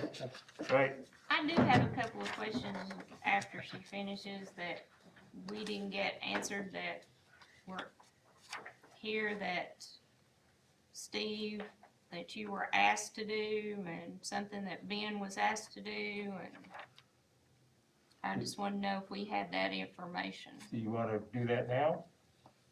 Well, I'd let I'm her speak. sorry. Let's get her. She may want to. Yeah, leave. let her go ahead. If she wants to She go may not ahead. wanna hang around for all this. For those that you haven't met, Kim Rea works for UT, it was a Center of Industrial Excellence or something like that? What's the current It's name? actually a County Technical Assistant Service. It's part of the Institute for Public Service, That was it. University of Tennessee. I'm the environmental consultant for the eastern half of the state, so I work with 47 counties here in Tennessee. I've been here approximately 21 years now, so I've seen a lot of landfills, a lot of negotiations between landfills and the community. I have to say, I commend you for having a lot of engagement here. I think that that's a lot of the success in these communities is to have the engagement between the private sector and the public sector, and you have a better product for that. I guess Directors Stewart and Fields asked me here this evening to talk about green waste, and this is changing gears so much, I think I want to shorten it, because I know what you're doing here is pretty important and probably lengthy, so I won't go through it too long. I do have a handout that I've done to look through green waste as it's done in Tennessee, what some of the shortfalls are and the strengths of the concept, if you will. We get a lot of our data from the Tennessee Department of Environment and Conservation as well. Residential organics, there's approximately 400,000 tons in Tennessee every year that are collected. About 20% of that comes from the counties, and about 80% of that of the residential sort come from the cities. So the cities are really the bigger generators of the green waste. I'm gonna have to do this if you don't mind. That's fine. You're fine.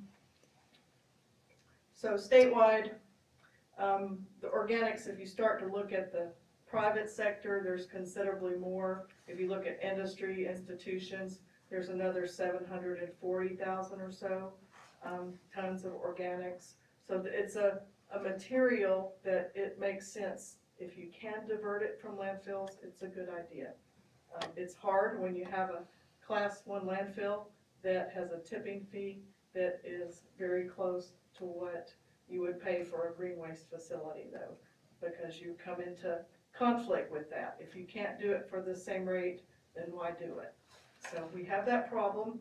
If there's a class 3 landfill, that's better because it's usually cheaper. It's probably the better place to put it than a class 1 landfill. But again, you have to look at the lay of the land and the infrastructure that's in place, because as you know, transportation costs are pretty important. Kim, you want to just quickly touch on what's a class 1, what's a class 3? I certainly can. Class 1 in Tennessee is your lined landfills with subtitle D from the 90s. So everything that is here in your county is a class 1 lined landfill. Class 3 and 4 are not lined. They're clay-based oftentimes, but they don't receive materials that are as potentially harmful to the environment. So they can receive the yard waste and the construction debris and things of that sort.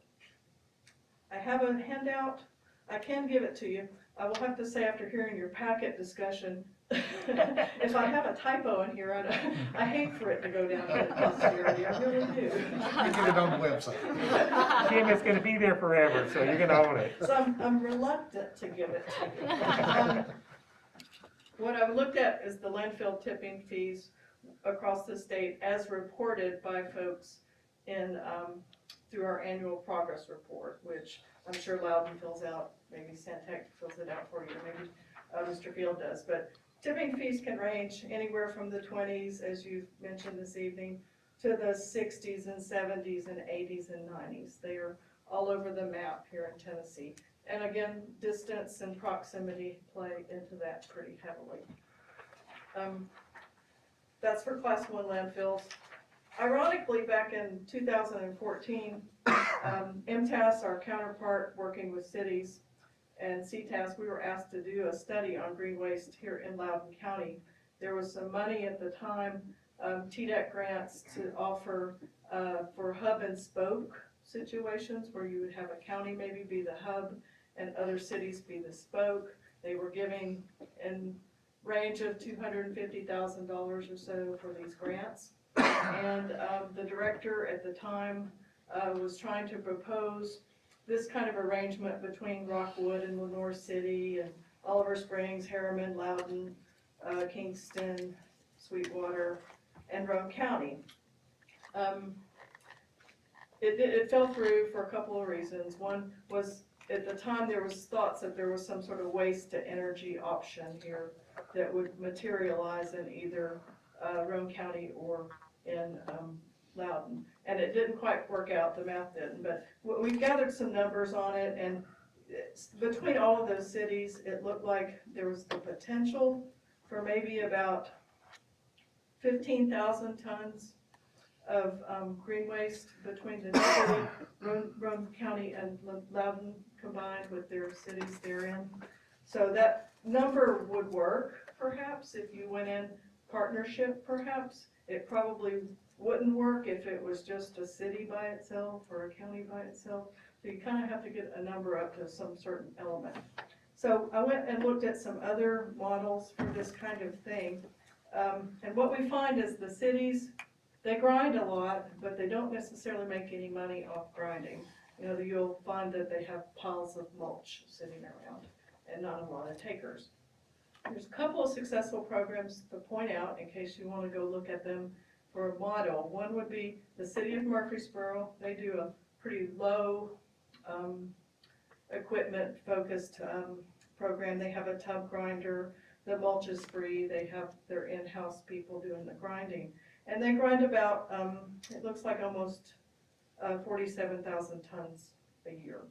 City of Franklin actually composts as well. So they sell theirs back to the community for $20 a yard.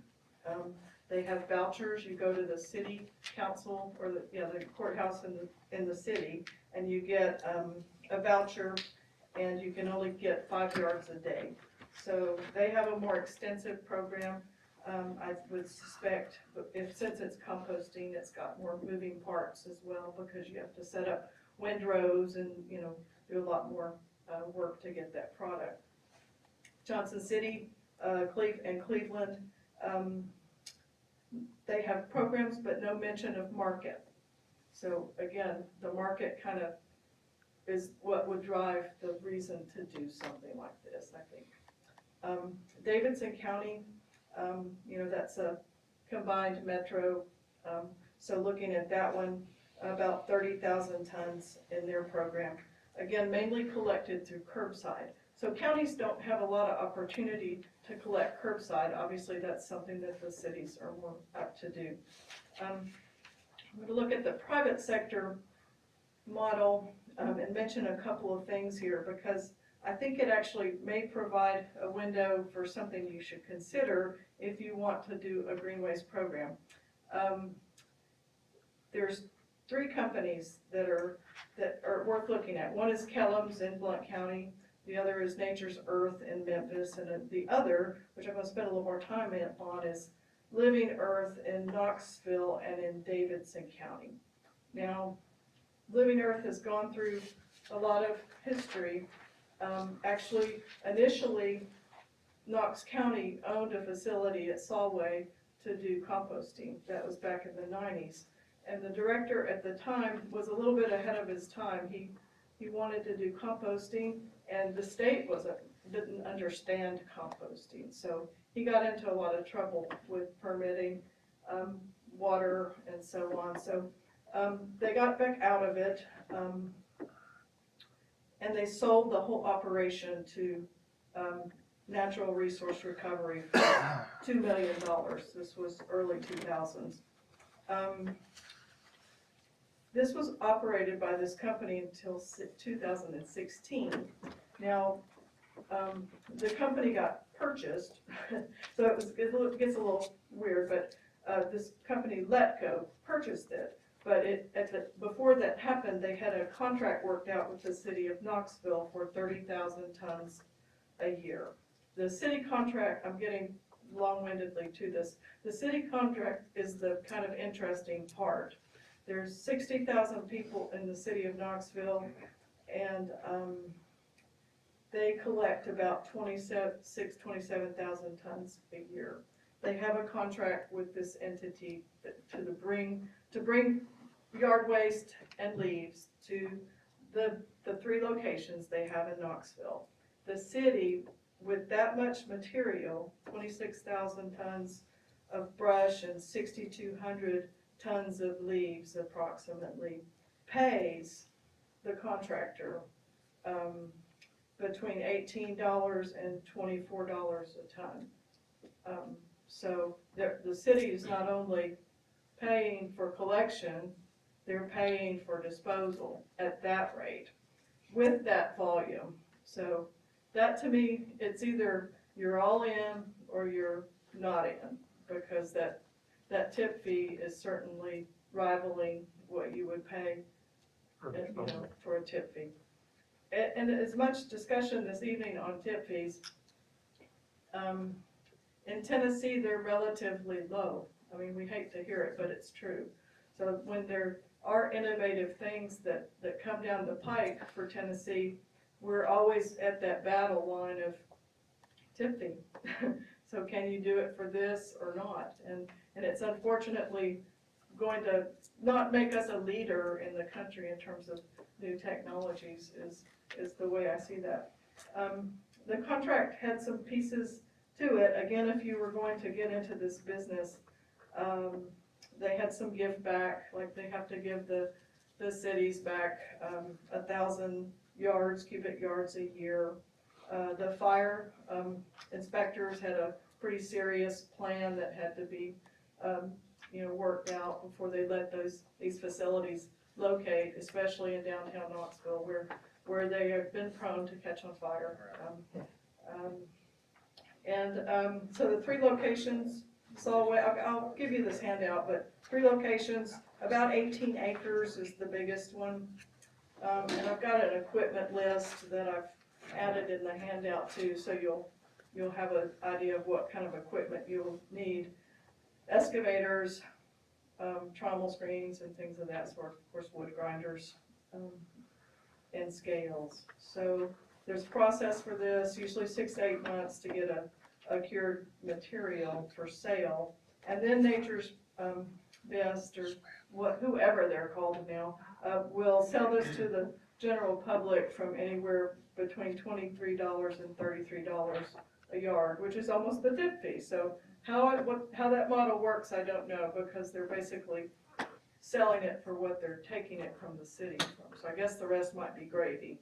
So if you get the landscapers and coming in, you know, you make up enough to make it worthwhile.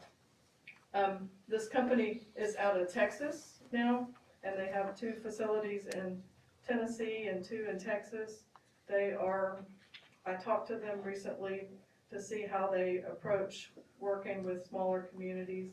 They are open to working with smaller communities. They probably have a threshold tonnage that they would want to, see an investment of some sort to say that you all were at this threshold or could partner to get to this threshold. And then it is basically a collection cost for the city still, and a disposal cost.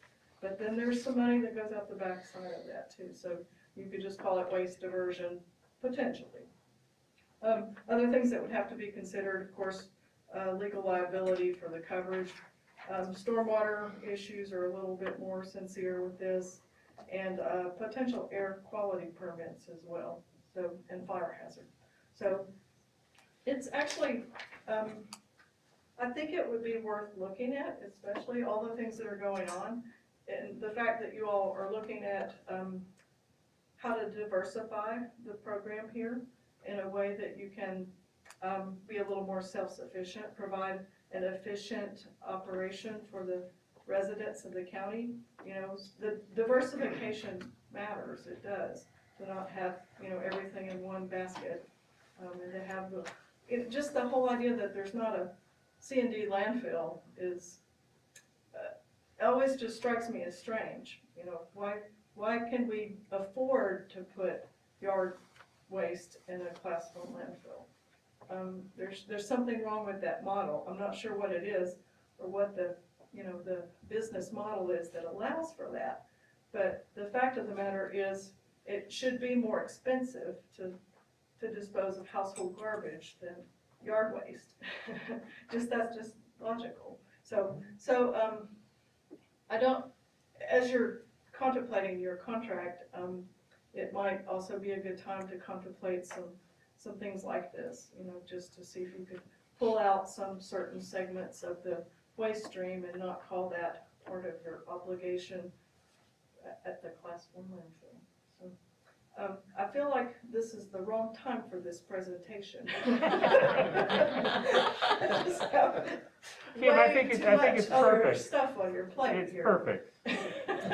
We had this issue brought up, so you were addressing the issue that was brought up. So It's very appropriate. Very appropriate.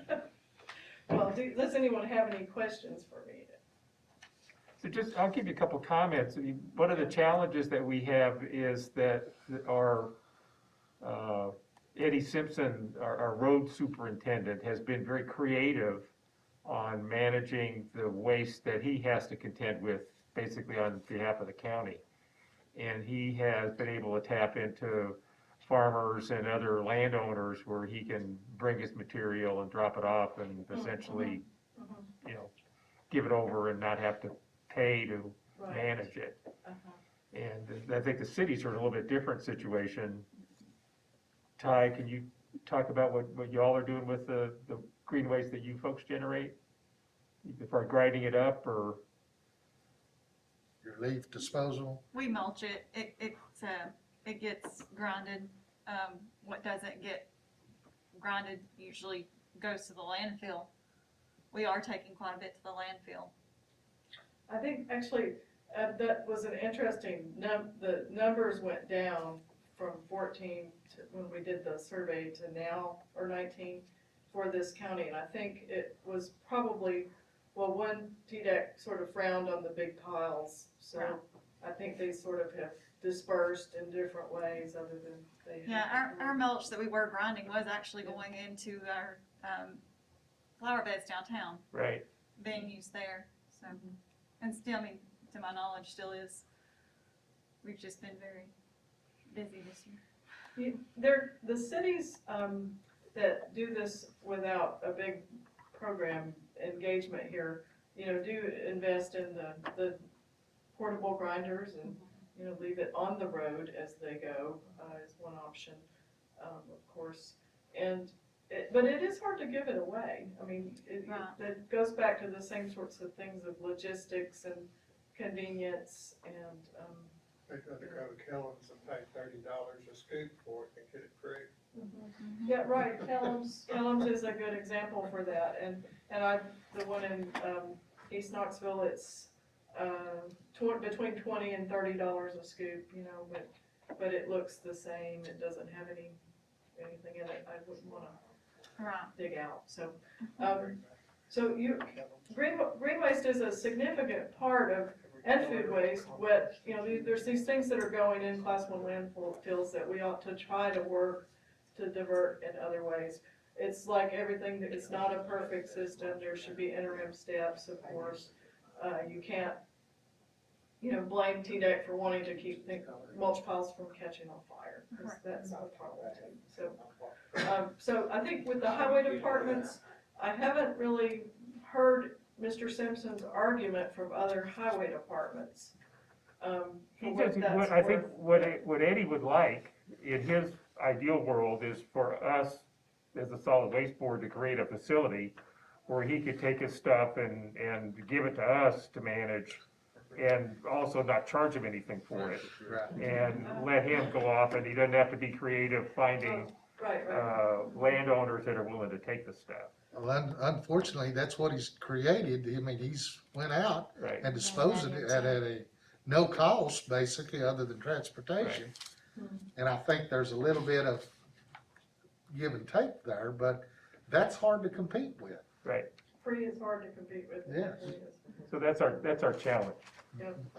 Well, it's kind of, you know, it is organic, it certainly, it shouldn't be in huge combustible piles all over the place. If there's ways to disperse of it, with it, or use it in erosion control, but, you know, it's a problematic material on the backside too, because there's a lot of it. So the volume reduction and hauling to the landfill may be the best option if there's no takers for it. The marketed material, these folks that are doing this way, you know, they've got the colors they add and 2 grinds on it. It's not just chipped, it's a real consistent material. So they've got a business model, but, you know, again, Knox County's paying $20 a ton, or the city of Knoxville, I should say, is paying $20 a ton when they get to the gate, you know, to dispose of it, so. I got one other question. I know, we're a class 1 landfill, correct? Right.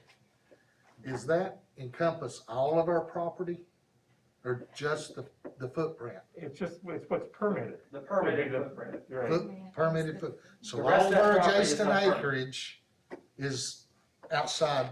It's just buffer property.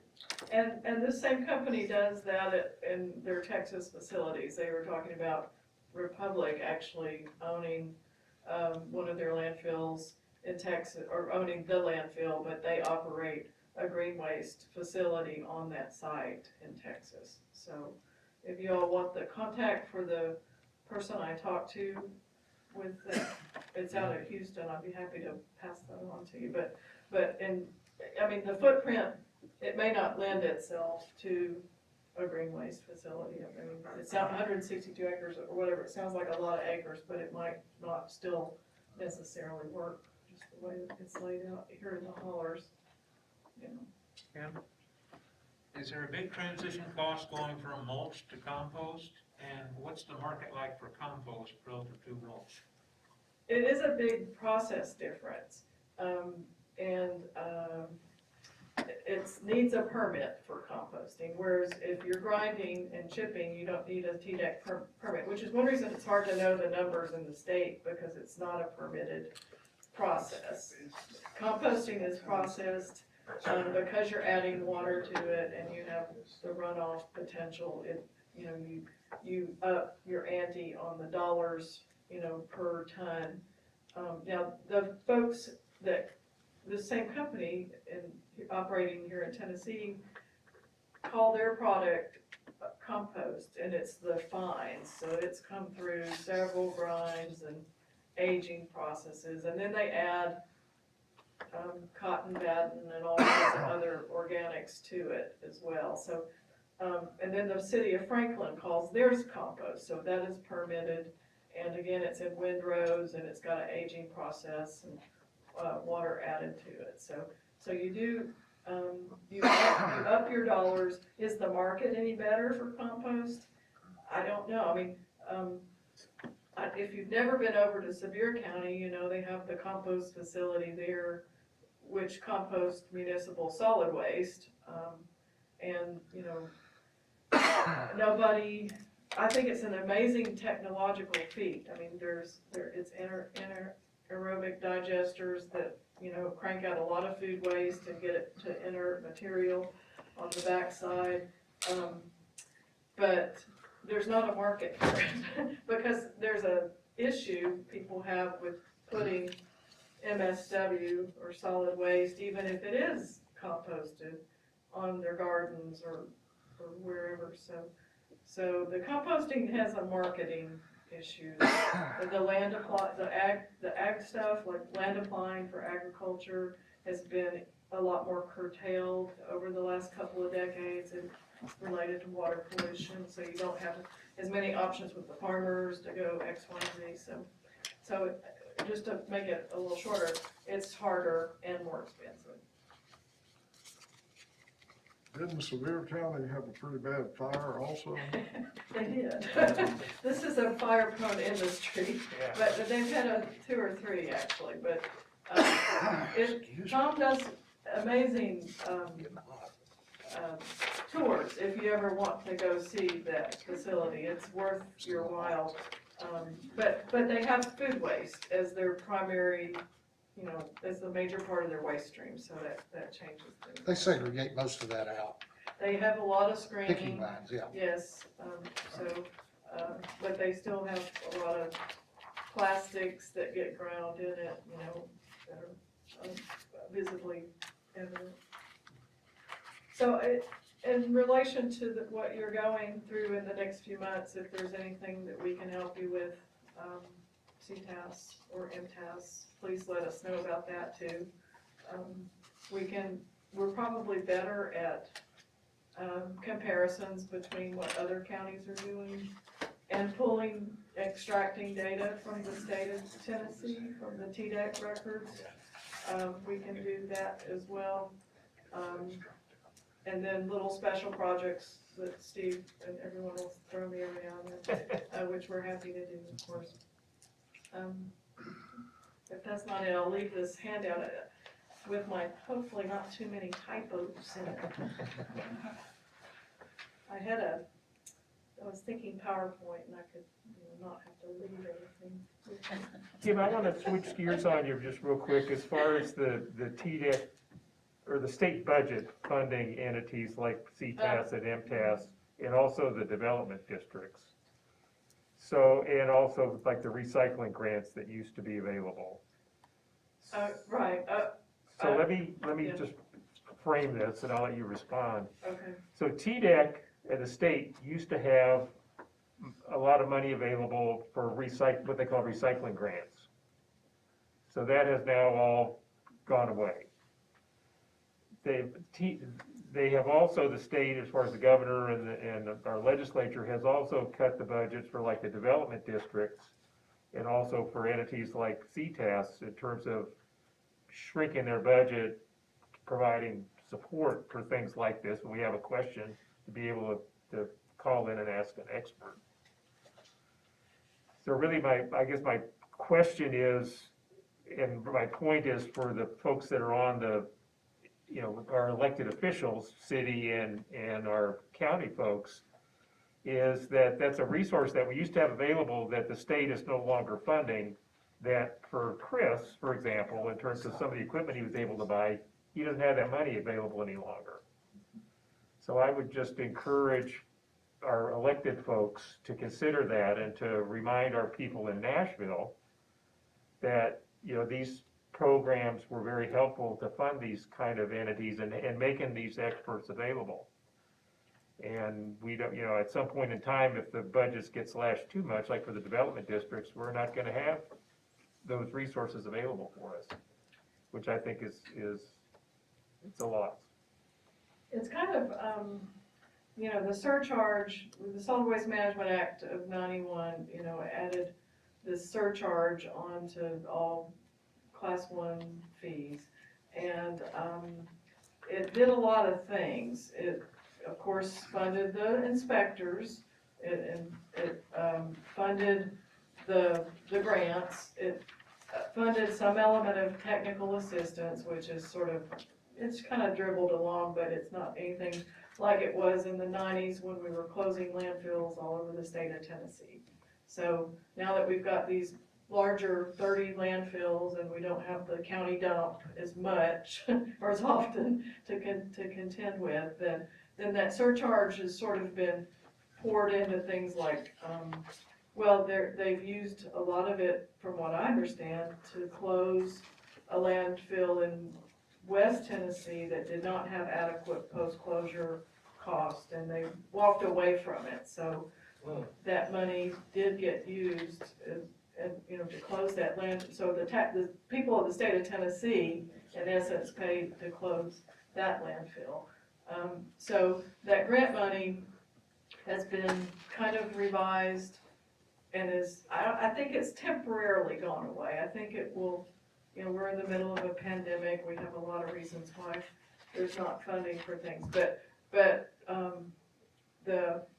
once this is over, I anticipate some discussion on some more grants to come through again at some stage. They're also looking at the financial instruments each county has and wanting you to revise those. You'll probably get some discussion on that at some point, because that one landfill in West Tennessee had an instrument that didn't cover it, you know, so they will want to see what is the true 2020 cost for closing your landfill.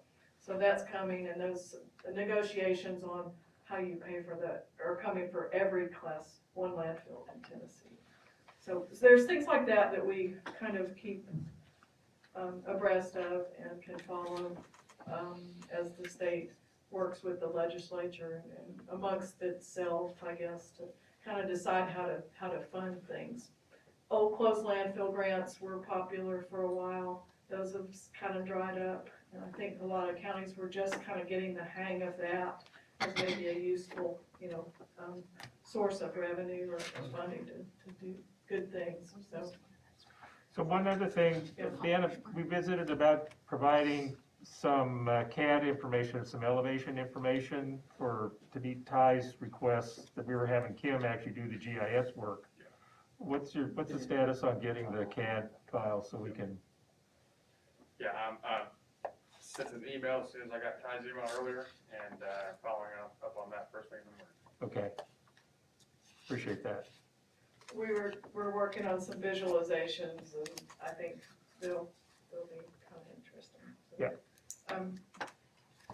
Thank you for your time, and thank you for your public service. I mean, I honestly, and thank you, the public, for being here. We don't see this often. I mean, I go to a lot of meetings like this where, you know, it doesn't get covered, and the community's not engaged in it. And I think it's important that everyone stay engaged in it. Thank you. Thanks, Kim.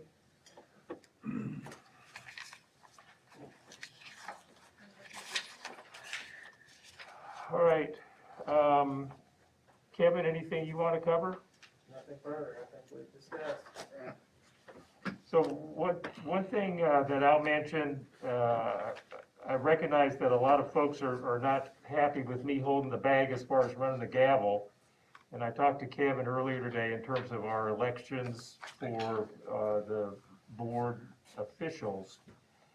And even though we had an election in February, the term was actually a 2-year term on odd number years. So somewhere along the line, we got out of sync. And what I talked to Kevin about was having board elections for the board officials in March, I guess it is what's specified in the bylaws, to have new board officials. I'll just throw that out, and y'all can think about it. Decide what you might like to do. Kevin, anything you want to add? No, I think that'll get us back on cycle with the bylaw requirement, to have elections every other year and odd numbered years, starting in March of each year. Mr. Chairman, I've got another topic. Sure. You gonna go first? Yeah. Go ahead. Kelly's gonna go first. I just had these 2 things that were on the minutes. I think last month it said that Ms. Hunter had asked where the current contract specifically states that stakeholders must take their waste to the Loudon landfill. And it said you stated that you were gonna evaluate whether any provision in the contract contains such direction. Did you have a chance to look at I that? did, and there is no such provision in the contract. But it is, I think it is in the interlocal It's in the agreement. interlocal agreement, as opposed to the landfill contract. But it's Yeah. only in the interlocal agreement. Correct. Okay. And then, Ben, it said you were gonna check on charges, $30 charges for fees on mattresses. Yep. I spoke to the sales rep this morning, and he miscommunicated that. There was no $30 charge. So, Mr. Brewster, I apologize about that. So, Okay.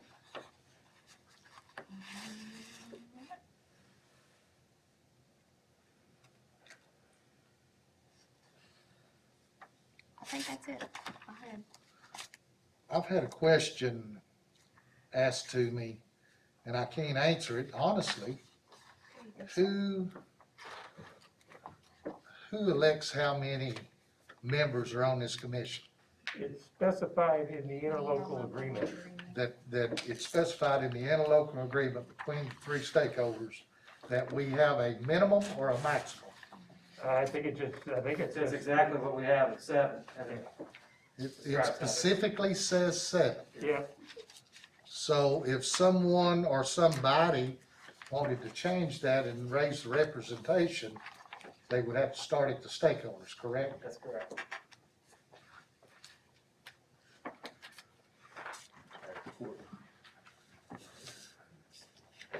so the rules are based on the Tennessee Code annotated for solid waste. And it gives you a range of board members for what constitutes a solid waste board.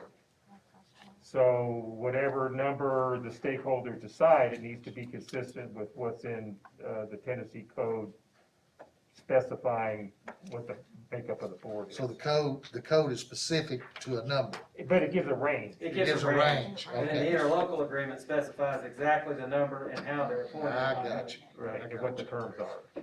Yeah, who gets how many? Correct.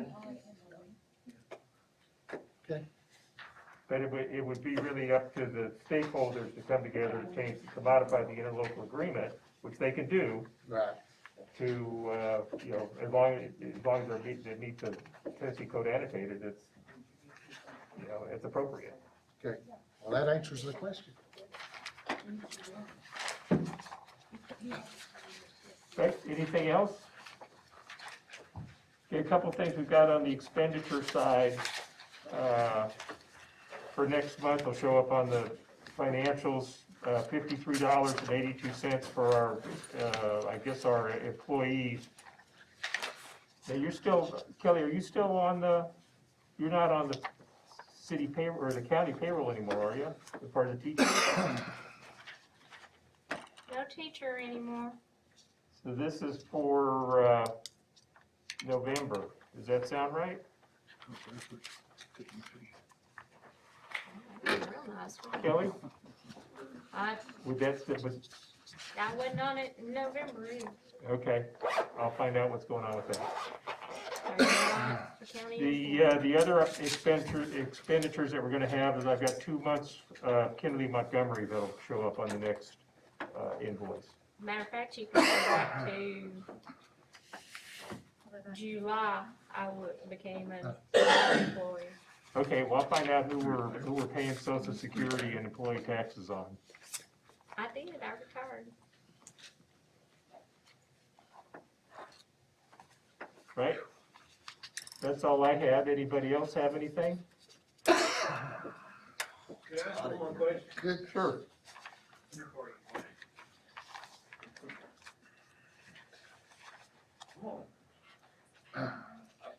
Question.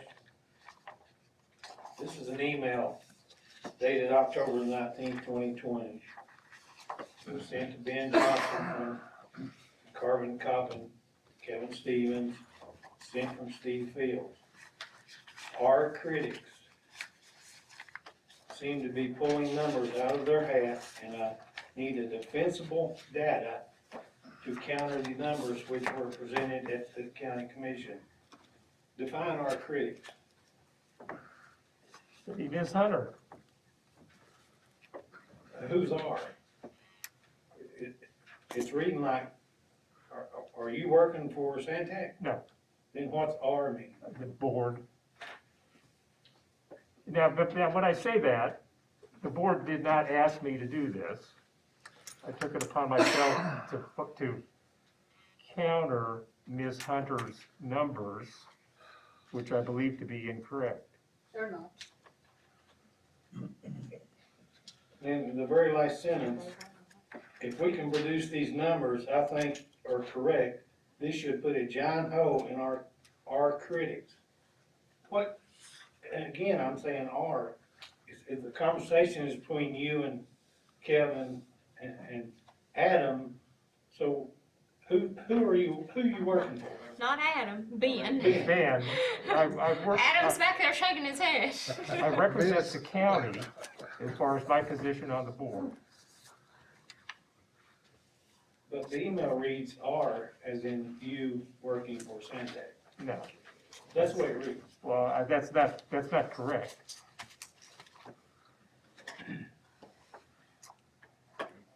Anybody else? Do I have a motion to adjourn? I'll move to adjourn. Second. Bart? Bruce?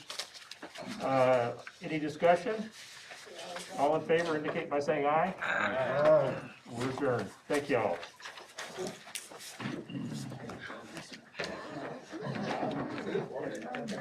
Kevin? I sent you that. Yes, okay. I'll take a look and come up with something, some analysis. There's also another one I sent you. I just went ahead and emailed it, so I already had it emailed. Okay. Love to go. Do you have an extra copy? I was telling them this green stuff, you know, it goes out of the way.